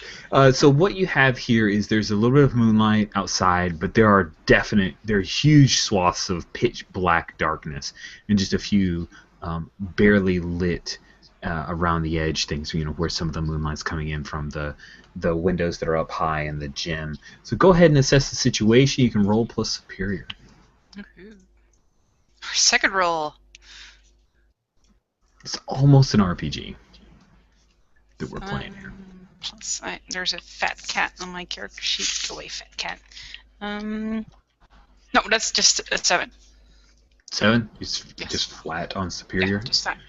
Okay. Let's see. On a 7 to 9, you get to ask one question from the list. Do you need me to drop the list into chat? No. I have it. What here is in greatest danger? What here is in greatest danger? What here is in greatest danger? As you're looking around in. But yeah, I'm trying to find what would be, what would get attacked, or if it was an attack, where would most likely people be able to be wanting to strike? Nice. Okay. So here's what you see, Katana, as you're looking around trying to figure out what's going on. You noticed the very in poor taste technocrat. You didn't know that his costume could light up, but it does. It powers up, and you've ever seen somebody who like puts on fake age makeup? How you could just tell that the lines that are drawn in for their forehead, or the widow's peaks that they've given themselves are just, it's just makeup. It's the thing at a glance. Maybe you could, okay, yeah, you're totally that dude. That seems to evaporate, and the falseness of Chessmaster dressed as technocrat goes away. And yeah, that definitely seems really weird, because he looks he even grows about 4 inches and looks a lot like all of the press pictures and the like that you've seen of technocrat. That is definitely not a good thing. Even if you're doing it as a prank, that is really weird. And where is Powerhouse?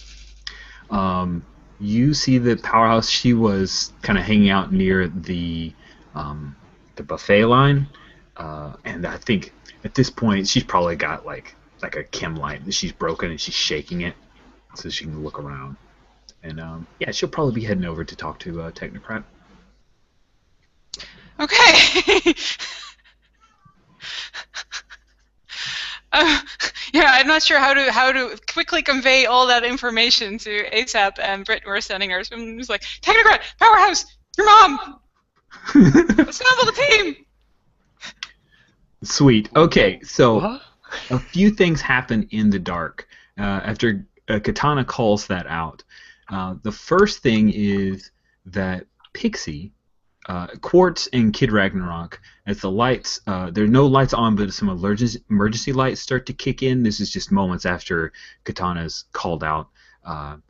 But as some of the emergency lights come on, you see that Pixie looks, she does not have wooden skin at all. Pixie looks, who's the character that you dressed as from Phantom? What's the character's name again? Christine. She looks exactly like Christine. And Quartz looks exactly like Swamp Fever, not the disease. Good. And Kid Ragnarok still looks like Kid Ragnarok. But Lark looks just like Jim from Jim and the Holograms. And so yeah, that's the first thing that the 4 of you notice, because you're the ones in closest proximity to each other. Huh? Did you I change look colors? Oh my god, you look amazing, Pixie. Whoa, she reaches up. Did somebody, like, Quartz, did you do this? Quartz is looking down on his own body and he's freaking the fuck out. Like,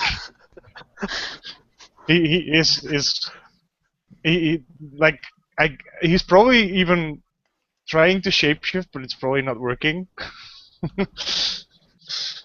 And he's really just like,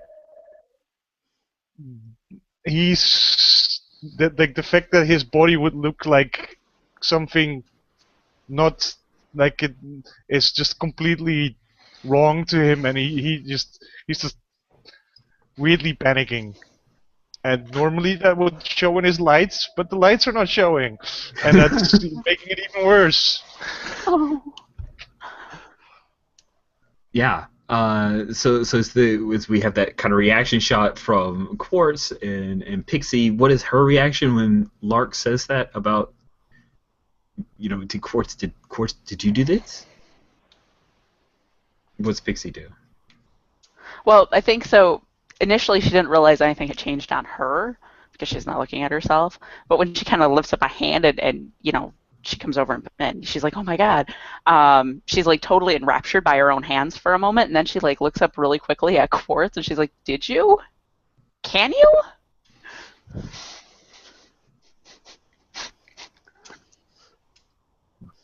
Like, I don't think at the moment he's not even.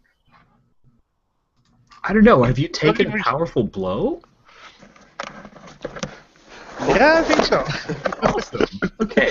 And like the weird thing is, like, normally of course there's no facial features that would show his emotion, and his face is just shock and his mouth is wide open. He never had a mouth to begin with, so. That's true. Wow, that's really neat. Oh, I love what you've done with this. This is so good. When you take a powerful blow, roll plus conditions marked. You have one condition marked. You want to roll low, so you do get potential, and you don't get hurt as bad if you roll low. While he's rolling, Kid Ragnarok, there's like a moment of just like analyzing the situation, and then he just quickly takes off his hat and is like, whoops! Just before anything could happen. That's the best. Well, that is just a 5. Oh, beautiful! On a miss, you stand strong.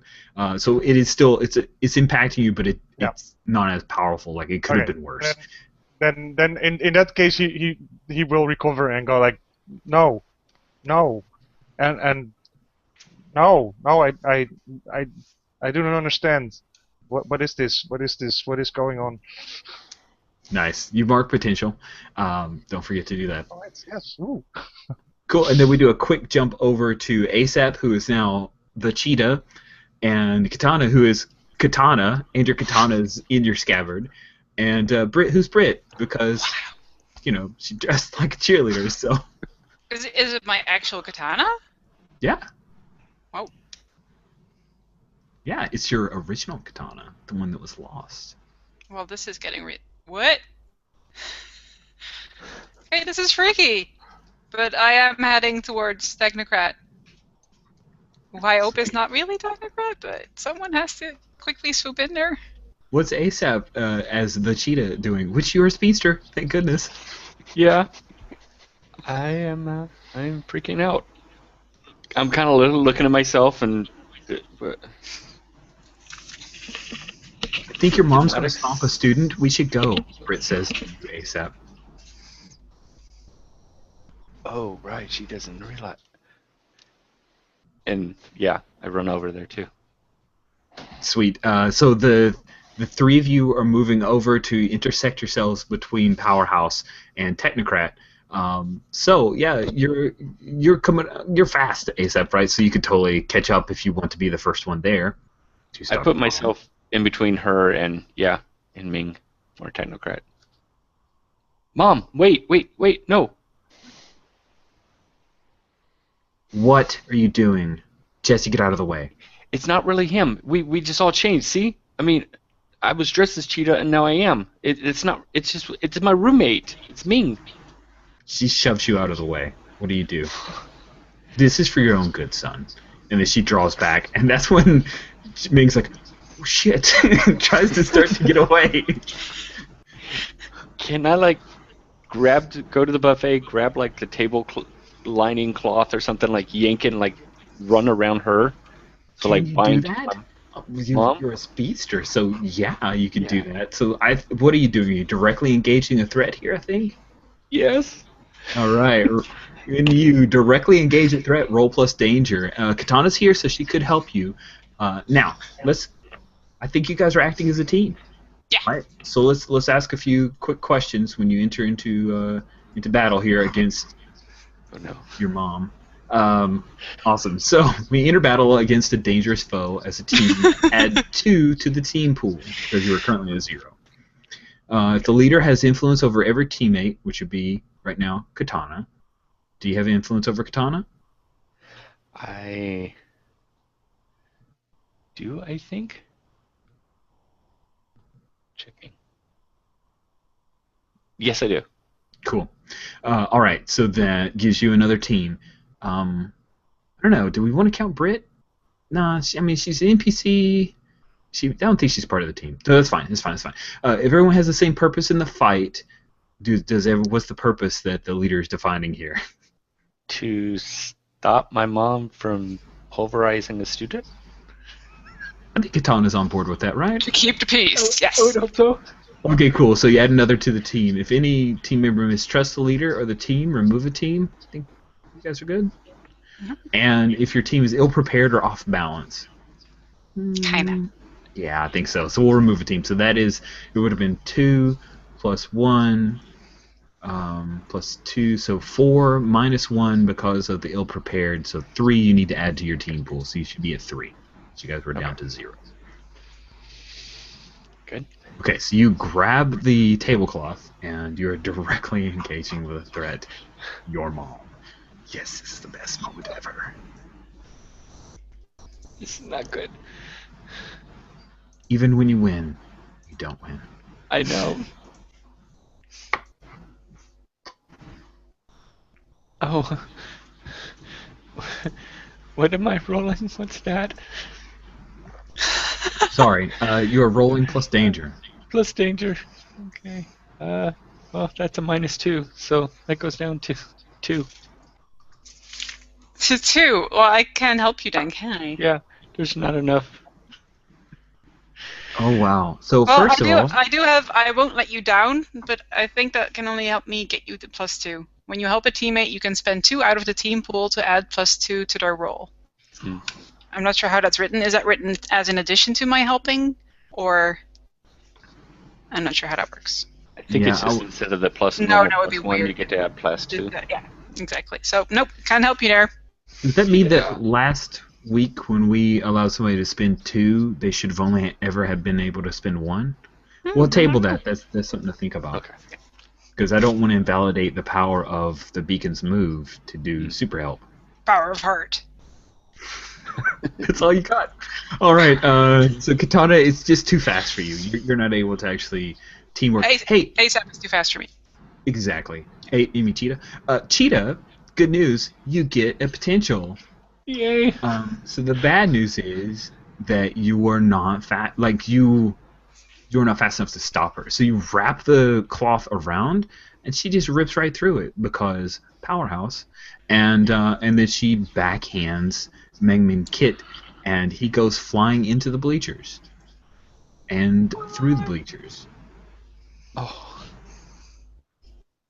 Cool. So Pixie, Quartz, and Kid Ragnarok. As there are enough emergency lights on, there are a number of supervillains here who look exactly like the supervillains that they were dressed as.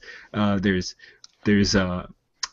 the thug known as Regent, who is basically dresses like he's some kind of royal Captain Marvel type amazing awesome hero, but he's basically a thug for hire. And there are a number of other supervillains who are here, as well as the amazingly looking Vespa. It appears that Wendy Wither, who was dressed as Vespa, now looks exactly like Vespa, and she's flying around and laughing because she thinks this is kind of amazing. So what are the three of you doing? Oh yeah, and there's a big fight. Yeah, someone Oh, would do we crash see into that? some bleachers. Yeah, you just now you hear and you see Technocrat go through the bleachers, Kid Ragnarok. Not real, not real, not real. Okay. Not real. Everyone, we got this, right? Pixie's not like real. spinning in her dress, because of course the dress is even more realistic now too. Yes. So she's like, "What do you mean it's not real? It feels real." This is mind stuff. This is reality warping. This is something. This is not real. Very I nice, have no Professor. control over my body.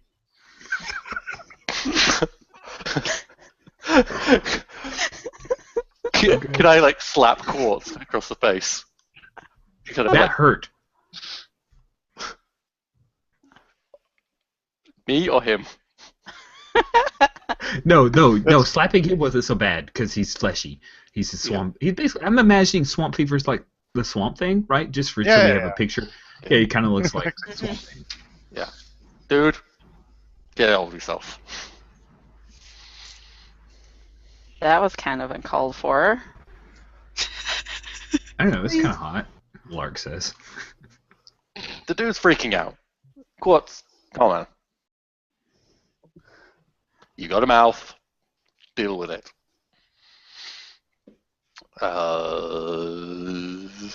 Okay, that was as far as my plan went. So You do not understand. I am stuck. you I said don't have lightning powers. You don't see me complaining. well, you're all.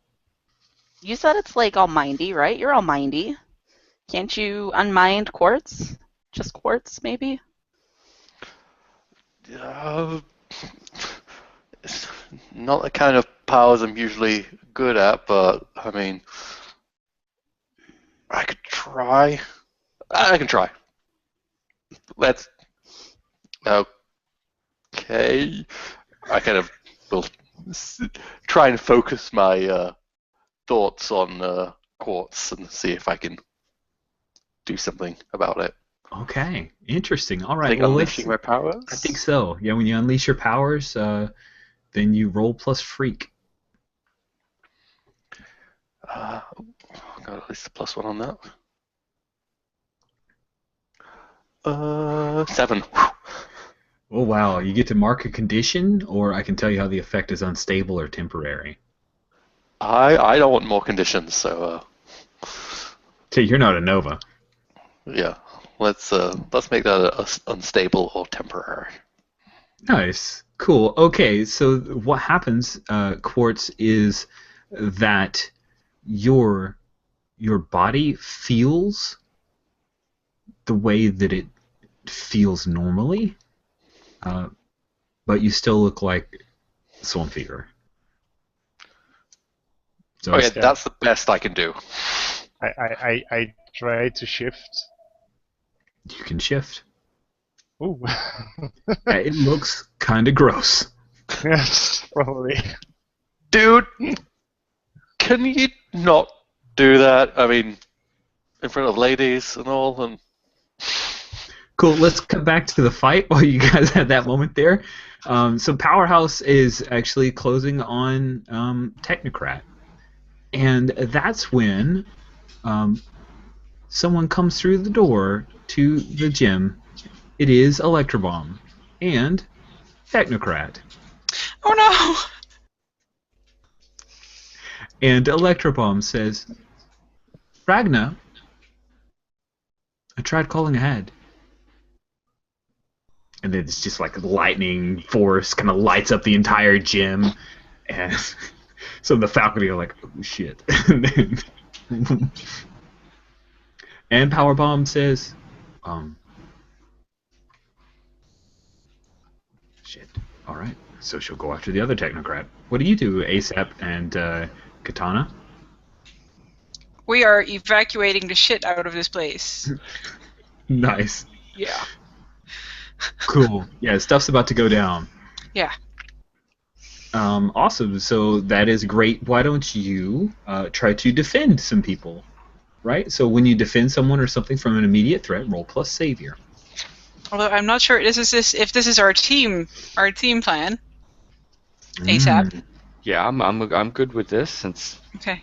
me restraining my mom didn't work, I would like to get Ming out of the way along with everyone else. That's true. What was that? Savior, wasn't it? Uh-huh. That is a 6. Maybe someone could help. I think I could. Hey, Yeah. ASAP. You sure you don't want potential? No, it's okay. Everyone died, but I made a level. Yeah. Do I need to roll to help, or I state that I'm No, helping? you just tell me Okay. how you help her, and then she can add from the pool team. Since people are so scattered, I'm grabbing people and bringing them closer to her so she can get them out of the building. And so I'm like, almost like passing the bucket kind of thing, just pass the civilian, I guess. Nice. Nice. Cool, because some of the superhero teens look like totally normal people that they dressed up as, so they're not Yeah. superhero-ish right now. Britt is totally following your lead, by the way, Katana.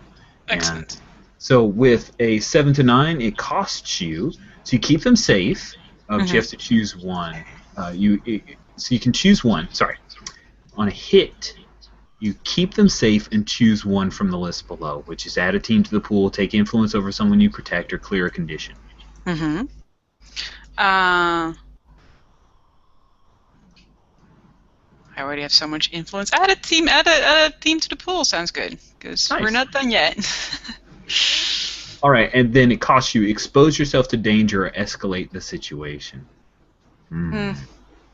Situation is about to get escalated anyway, isn't it? So that would be like a very cheap thing.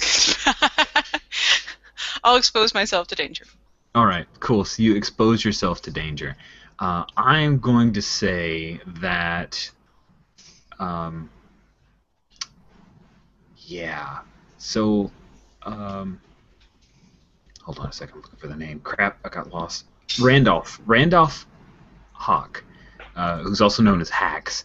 He has some powers over technology, nowhere near the level of Technocrat. He dressed as Albert Einstein, which means he does not have any control over technology, and he just happened to be he was going to the corn maze when Technocrat and Electrobomb came rolling in. So he's kind of fallen down to his butt, and it looks like Technocrat sees him as someone to make an example of. So if you want to expose yourself to danger, you can save little Randolph. Or you can just focus on other threats and not put yourself in danger to save him. Okay, then I will definitely do that. Sweet. Okay, so what we have is, he's on his butt. He's kind of looking up. He's on the parquet wooden floor, and Technocrat's right there, and he's got a bunch of these like weird little drones. Anybody who's watches this most recent season of Star Wars Rebels, the drones that one of the Sith, the female Sith has.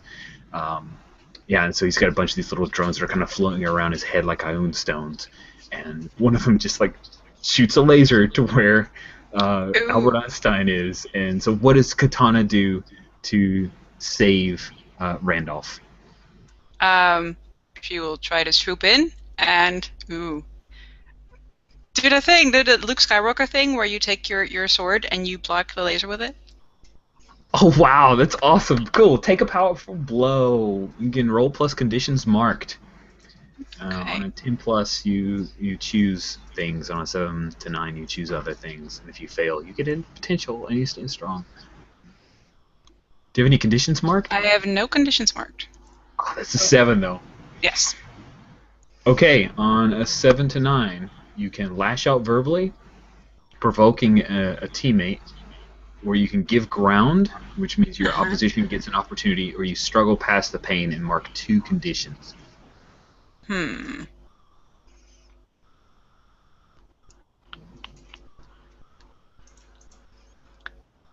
I sort of want to lash out verbally, but the only person who's around is ASAP, right? Yeah. Well, it has to be something mean, or just something that will provoke him? It just provokes him to foolhardy action. Yeah, I kind of just don't just stand there, fix this, or something that will provoke him into being more reckless than, Nice. Is Cool. that enough? Yes. What I'll say is you get a -1 forward ASAP, and you're being told by a teammate, hey, help me fix this, help me face these guys. Your mom's with you. Okay, it'll work out. Sure. Awesome. So let's cut to Kid Ragnarok, Pixie, and Quartz. Quartz, you've kind of settled yourself. You're shape-shifting. Your body feels okay, although it looks weird. And that's when, after Technocrat was who's not real, thrown into the bleachers, a Technocrat and Electrobomb appear walking into the gym, and that's when Electrobomb says, Ragnar, I did call ahead. So what do you do? I would like Casey to looks back assess- to Kid Ragnarok. I think Quartz wants to do a thing. Yeah, I think Quartz wants to do a thing. What's Quartz do? Quartz doesn't understand what's going on, so he definitely wants to. He needs to assess put the some things situation. together. Cool. Do you want to assess the situation? Yes, please. All right. When you assess the situation, roll plus superior. And I'm fairly superior. you are rather superior to +2.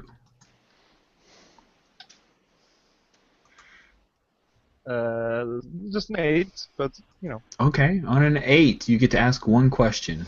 Oh, I think we forgot to take +1 when acting on the answers earlier from someone's assess. I think we're okay. Let's see.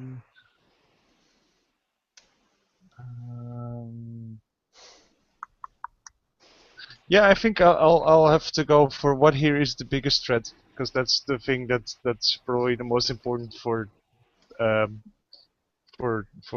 Quartz to understand right now. Yes. Quartz, you have learned enough in, there's basically a supervillain 101 type thing, and there's enough chatter, and you happen to be on the same team as ASAP that you realize that Electrobomb and Technocrat are heavy hitters. They are Legion of Doom level supervillains. So much so that you have no freaking idea why they came to a high school, but they're here. Does not feel like a trick of the mind. All to right, you. that's where I'm heading. Nice. I'll probably actually say, "Let's go." Yes. Kick ass. Ragnarok's still a bit frozen on the spot. Kind of. Pixie kind of grabs Ragnarok by the arm. She's like, we should get you out of here. What? No, let's go kick some ass. We outnumber them 5-1. Let's go. Lark says, and then she steps out and she starts drawing in her breath. Do you want to tell her, or should I?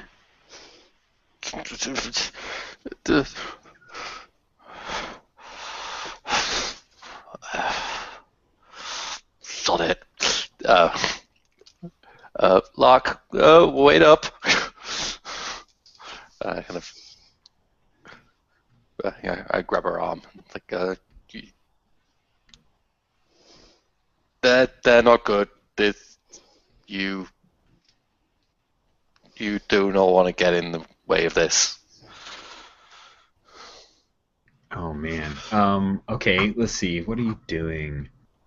I think I say you don't want to piss off my mum. I mean, my name got said out loud as they entered, so Her mouth just drops open.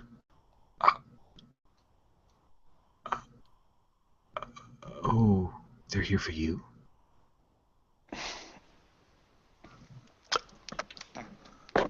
maybe. Okay, cool. Then we'll cut away from that to ASAP. So what is the action that ASAP does with Katana? I imagine the Katana, right? You're defending it, so the orbital laser is bouncing off of the sword. You've done that Luke Skywalker type thing. Mm-hmm. You can't quite redirect or anything, but it's starting to melt your sword. And ASAP is coming up from behind you as Cheetah. What are you doing, Cheetah? Oh boy. Oh, and your mom is on her way. I mean, she's stomping right now. She's basically going to clock Electrobomb. She'll deal with Technocrat right now. She just wants to take a piece out of Electrobomb. Yeah. She's muttering something about, I know what you did. I'm going to break you.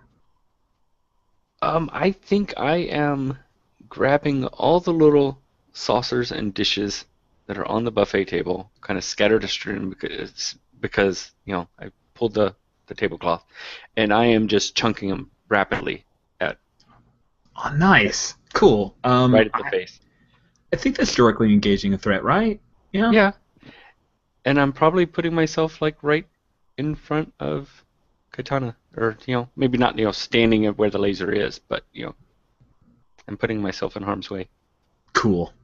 Very cool. I love it. All right, when you directly engage a threat, roll plus danger. Not so good at danger, but here goes. A 6. And already had the -1, so that's a 5, and I have a -2 for danger. So yeah, God, down to a that's so 3. awesome. Oh, that's so good. That's so good. This is not my day. Me and Kid Rags are both having bad days. Cool. So you run up, you start flinging some of them, and as you fling all the saucers, the drones just turn, and Technocrat looks right at you, and he doesn't even flinch, and there's just glass that kind of gets pulverized from all the lasers from his little drones, and he does the steeple of his hands, and he says, "You're going to die."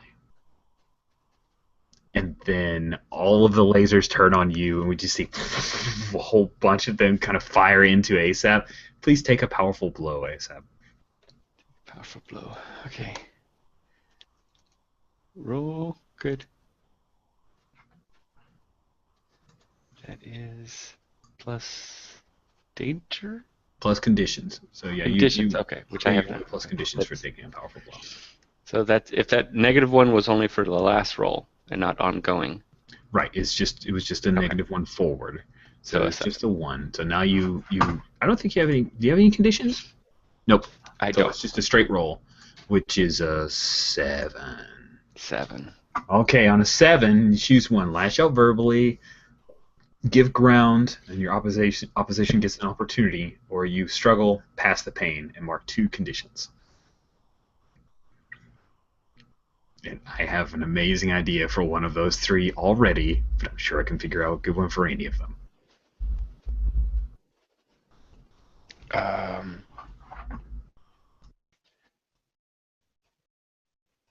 What is it? I just potential. Oh, okay. There we go. Okay. Yeah, you lash out verbally. Did I? Yeah. Did I? Well, I wouldn't provoke a teammate. I would lash out verbally, probably. It's Technocrat, but. Hold on. Now, Electrobomb did just basically say, Ragnar, I did call ahead. So right. There is a way that, I mean, I don't know if you know the whole story. I don't think you all know the whole story. That's enough to go, like, Kid Ragnarok is involved in this, so that's a possibility. I'm going to struggle past the pain. What 2 conditions do you mark?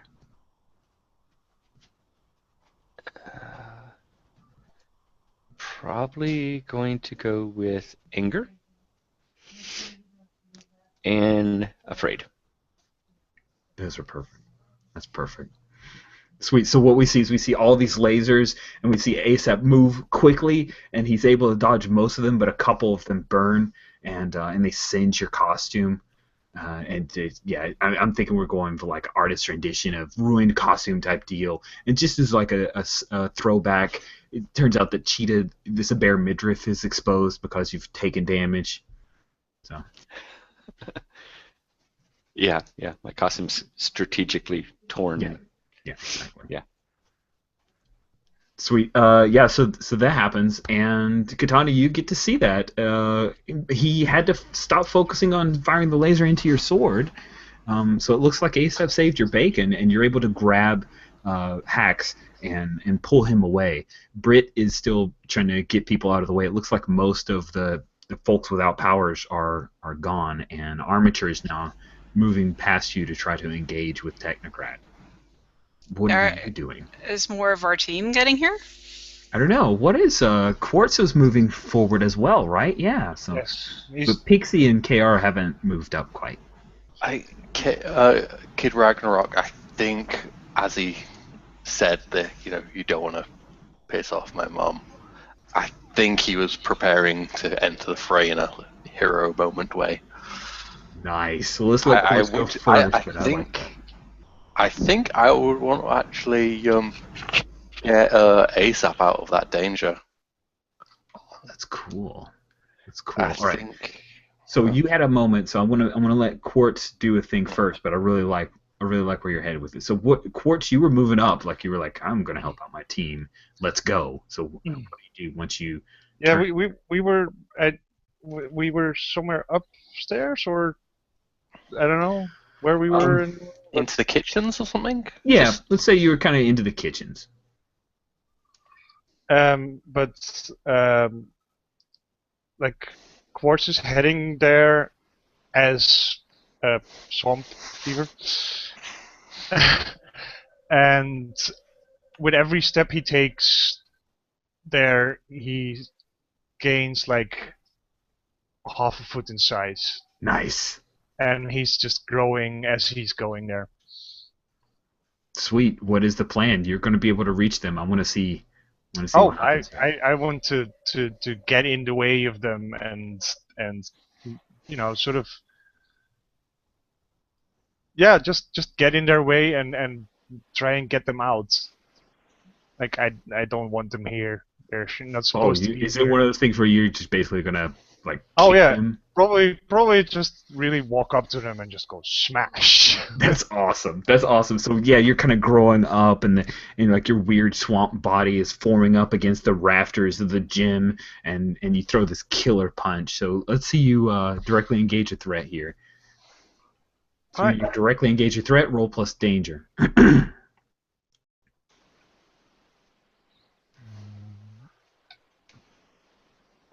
Shit, I forgot to clear the previous two, but that's a 10, and this, let's see, what is my danger? I don't know. My danger is -1. Oh, that's a 9, damn it. Somebody want to help him? This could be Kid Ragnarok helping. Oh, what can I do to? Because when it's You already gave me some mental help. You could make him look even bigger. You're trying to force them out, so you could do some kind of psychic force as well. Spiked fists. Oh. Psychic. You can have a bit of psychic weaponry on your like gauntleted hands. Oh, that looks cool. That's so cool.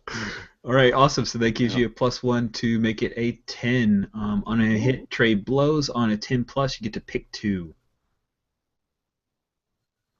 Let's see.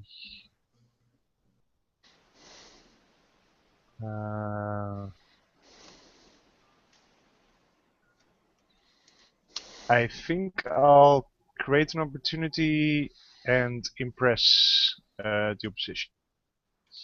Nice. Now, just so you are aware, that means you're not choosing to resist or avoid their blows.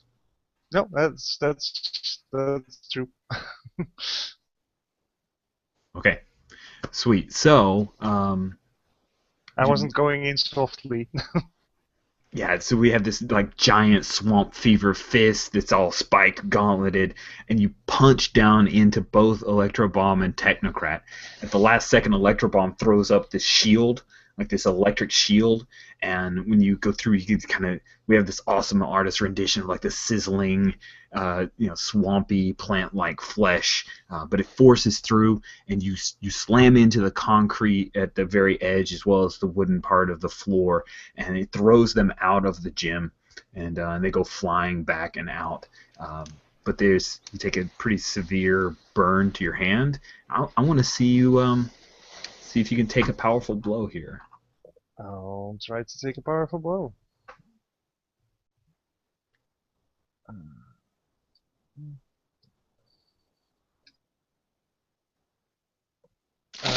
Plus conditions, right? Yes. So that's 7. You give ground, you struggle past the pain, or you lash out verbally. Um,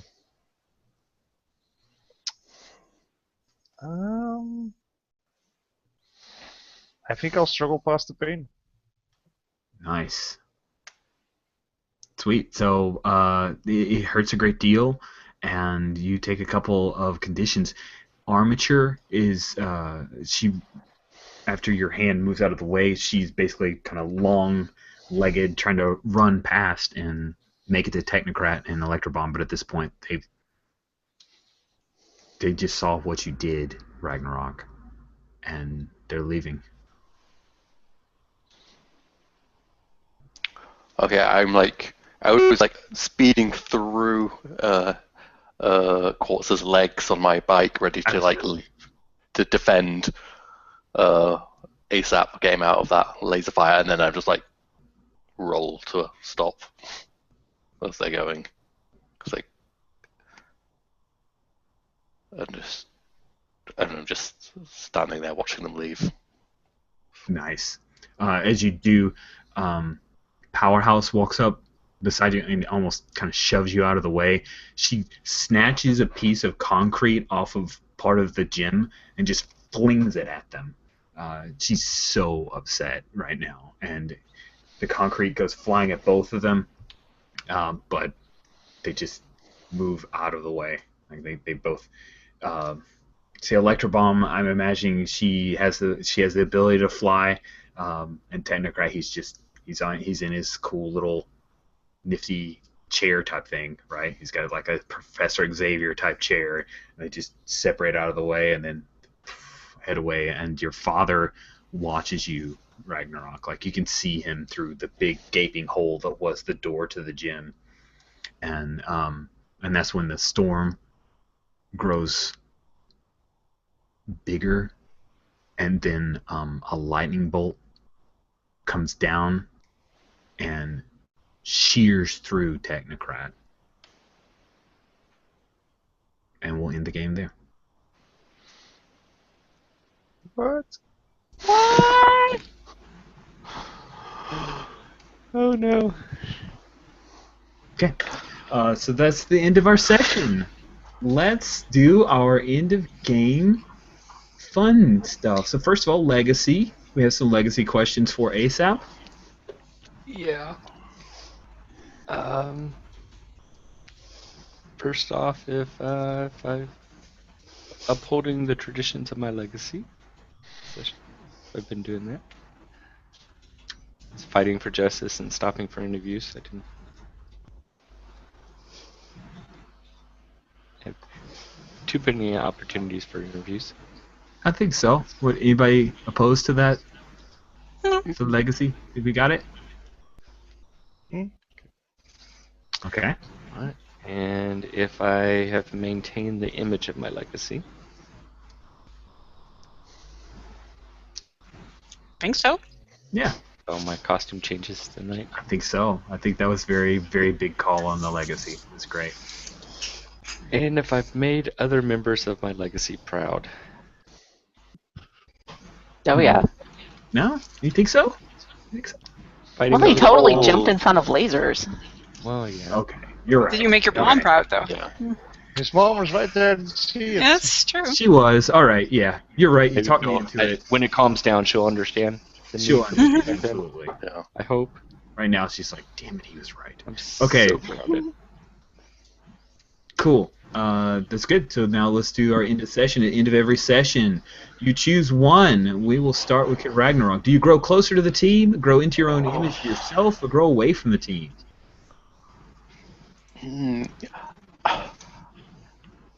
I don't know about the growing away, because it's like I haven't seen the reaction yet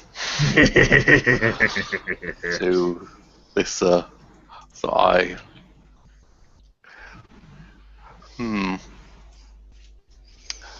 Maybe into my own image, because I think I was, the kind of this dark secret is kind of. I think it's cool. I think that makes Taken sense. away. You haven't necessarily like known if you're teaming up. So that's good. Okay, so explain how you see yourself now and why.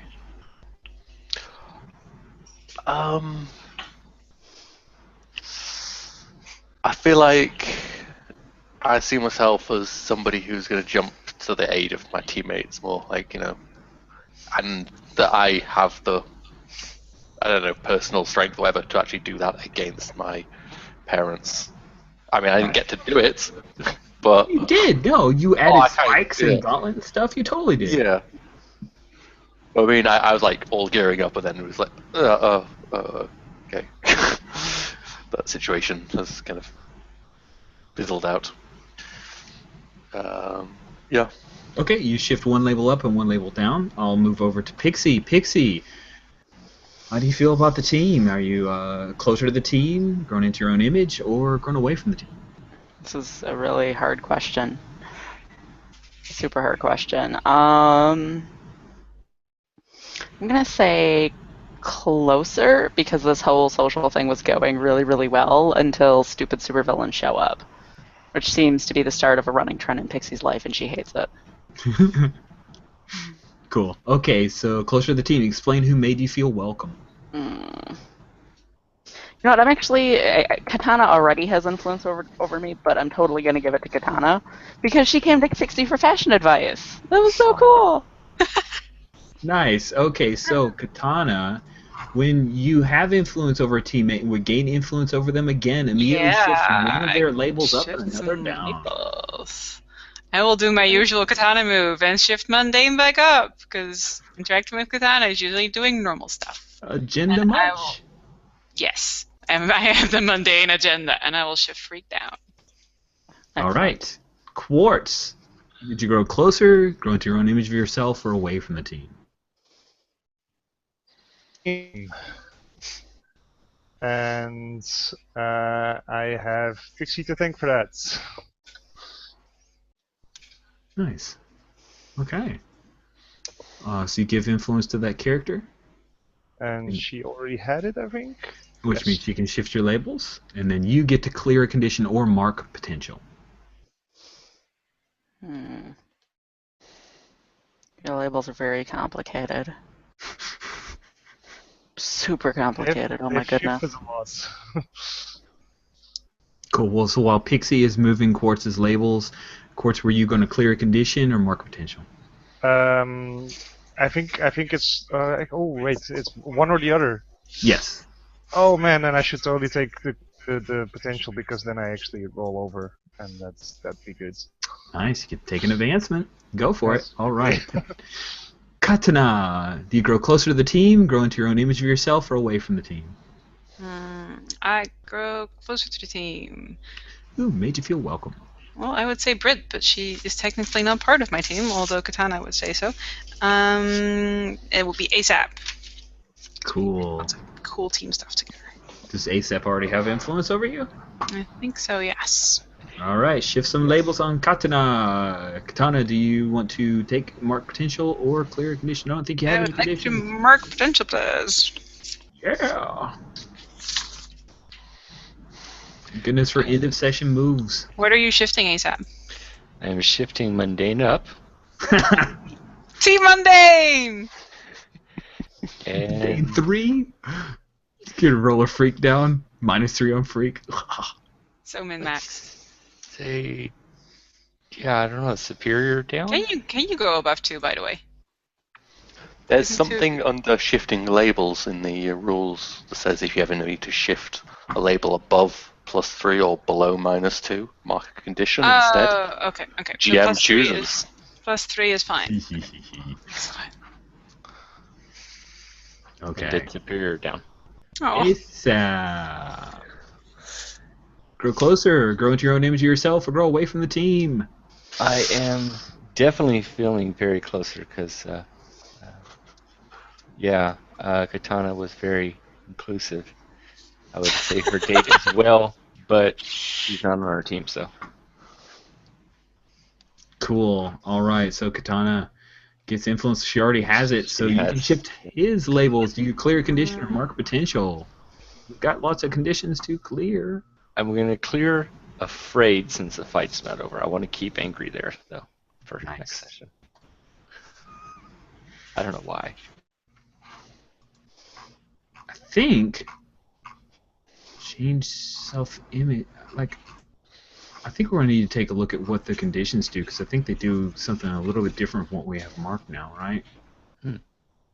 Because angry, it's -2 to comfort or support. I think it used to be changed someone's self-image. Now it's called comfort or support. So we need to change it. Okay. No biggie. Cool. All right. So we've got that all thing. Oh, what's Katana's switching your labels? Where's that going? Mundane up. And what's going down? Shifted up his danger and down his freak. What? No, plus on mundane because he's a +2 mundane. So I guess He's pretty mundane, and he's gonna, he's packing some punch now. Nice. All right. So if you guys could, I would love to get a little bit of roses and thorns. I know we're running a little bit over. Everybody good to do a roses and thorns?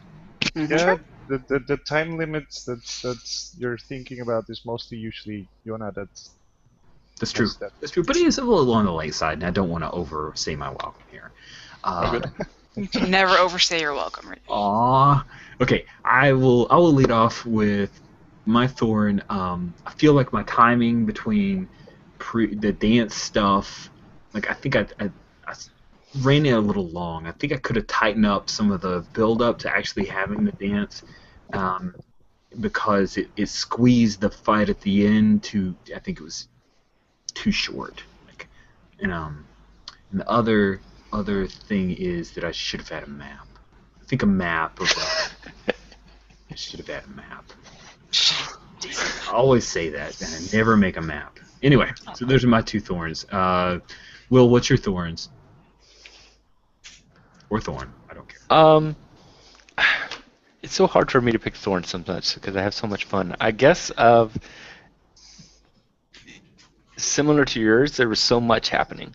There was a lot happening, and that was good. I like the way you bounce back and stuff like that. So it's kind of partial thorn, I guess. No, I get you. I think having that many characters involved, I could have found a way to kind of maybe push you guys towards the corn maze and then have the big fight there where there were less NPCs to deal with. But then I always like having them there because that gives Katana this like awesome moment of saving people. And I could do something else except for saving people. Think of something. You could. That's true. You can block lasers with swords. I get you though.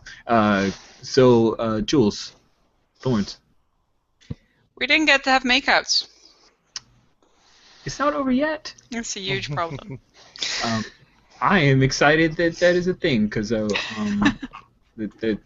I'm excited about actually because this is a thing I don't think we've ever done mechanically is share a triumphant celebration. That's true. So let's definitely angle towards that in next game session and maybe let's get makeouts. But I don't really have any big thorns. Okay, Jan. I don't think I have any thorns to add. I like indeed maybe we had a bit we went a bit long on the build up, but I was also trying to get build up in there, so definitely responsible for that as well. And indeed, like it would have been cool if we could have had to spend more time at the dance. And yeah, no, nothing to add really. Cool. Okay. Andrea. I didn't get to Damsel, and I'm very sad about that, but I'll be okay. Yeah, I guess this does technically end the dance. Well, no, because because shows up. Right. Well, because she's dressed as a character, like a female character, who basically gets kidnapped a whole lot. So she's totally the damsel in distress character, which I was really looking forward to. But it's okay because it's just going to make her bitter later. It's fine. It's okay. Swamp Thing can still kidnap you. Swamp Fever. Oh, I like the sound of this. And makeouts were requested, so it's symmetry. Alex, thorns for you. I think I would have liked a little bit more conversation with Lark. I think a little bit more interaction. Yeah, I think that's. She should definitely be talking to you more now. Yeah. Nice. Okay, so then we'll just circle back around to roses. My rose is that I just super love these little moments between characters that happen leading up to the dance. I really liked the makeup thing, how Jules, you interceded yourself into a conversation, and Quartz and the watching the clock and ASAP have like your plan of ASAP dressing up as everybody. Well, that was so great. And Kid Ragnarok's there was chatter going on in the text in the hangout of everybody loves nervous Kid Ragnarok. He's so good. So all of those bits were really awesome. And thanks again, Andrea, for agreeing to do the little lead up. That was really powerful. Like seeing Pixie, seeing Malia, that was really great for me. It paid off big time. So a lot of roses. Sorry. So Will, I hope I didn't take them all. No, that's fine. ASAP's rose is actually that there was no makeout scenes. But I loved the social awkwardness. Just seeing all the characters kind of be in high school, and I love that build up and just seeing that interaction. That was great. Nice. Jules, roses for you? Yeah, I like that we had opportunities for drama and opportunities for action, which I think works best if you can manage to squeeze both into one single session, which is not easy. Also, cattails. I do like the same thing you did.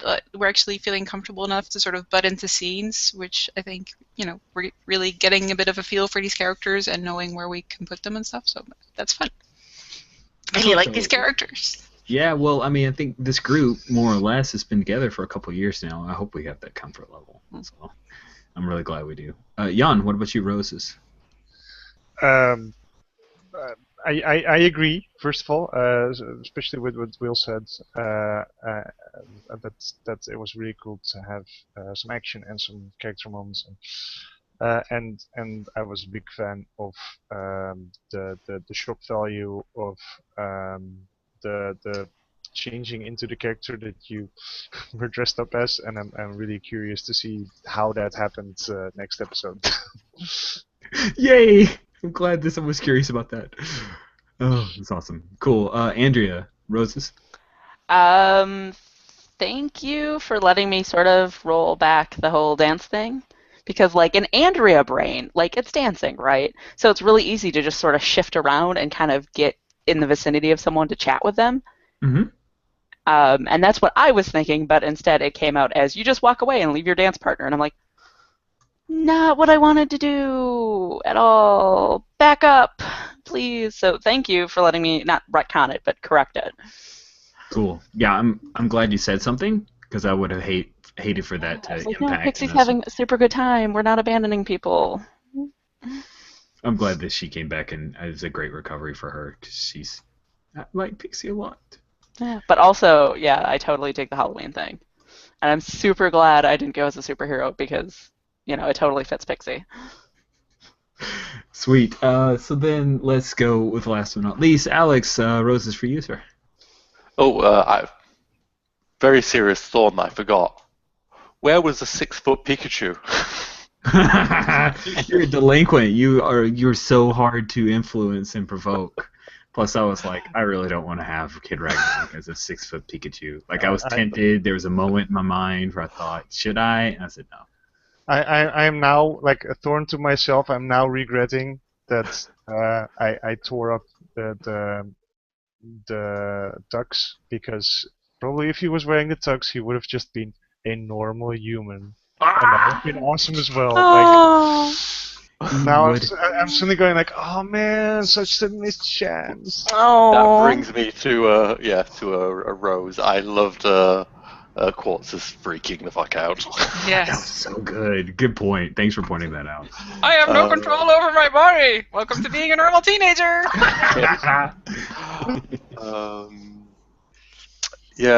Ditto on the intro with Malia.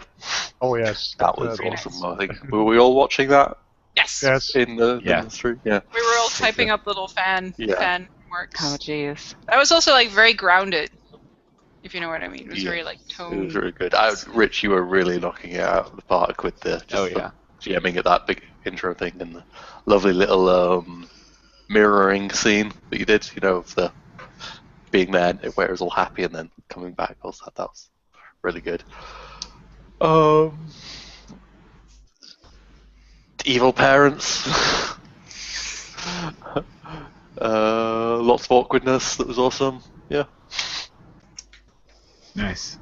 I'm glad you like that. Yeah. The what's funny about doing that scene with Malia is that came from a moment when we played the first time through, when I asked Andrea, like, what kind of pictures do we see in her dorm room, and she said something like that all the pictures of her are before, and I said, we totally need to have a moment where we see her home life where they don't have any pictures of her after that either, and that just kind of sat in the back of my brain for a while. So when we had this opportunity to try to come up with some reason for why Pixie wasn't involved in the cool team up, I'm like, I'm going to totally do this. I'm going to make her go home.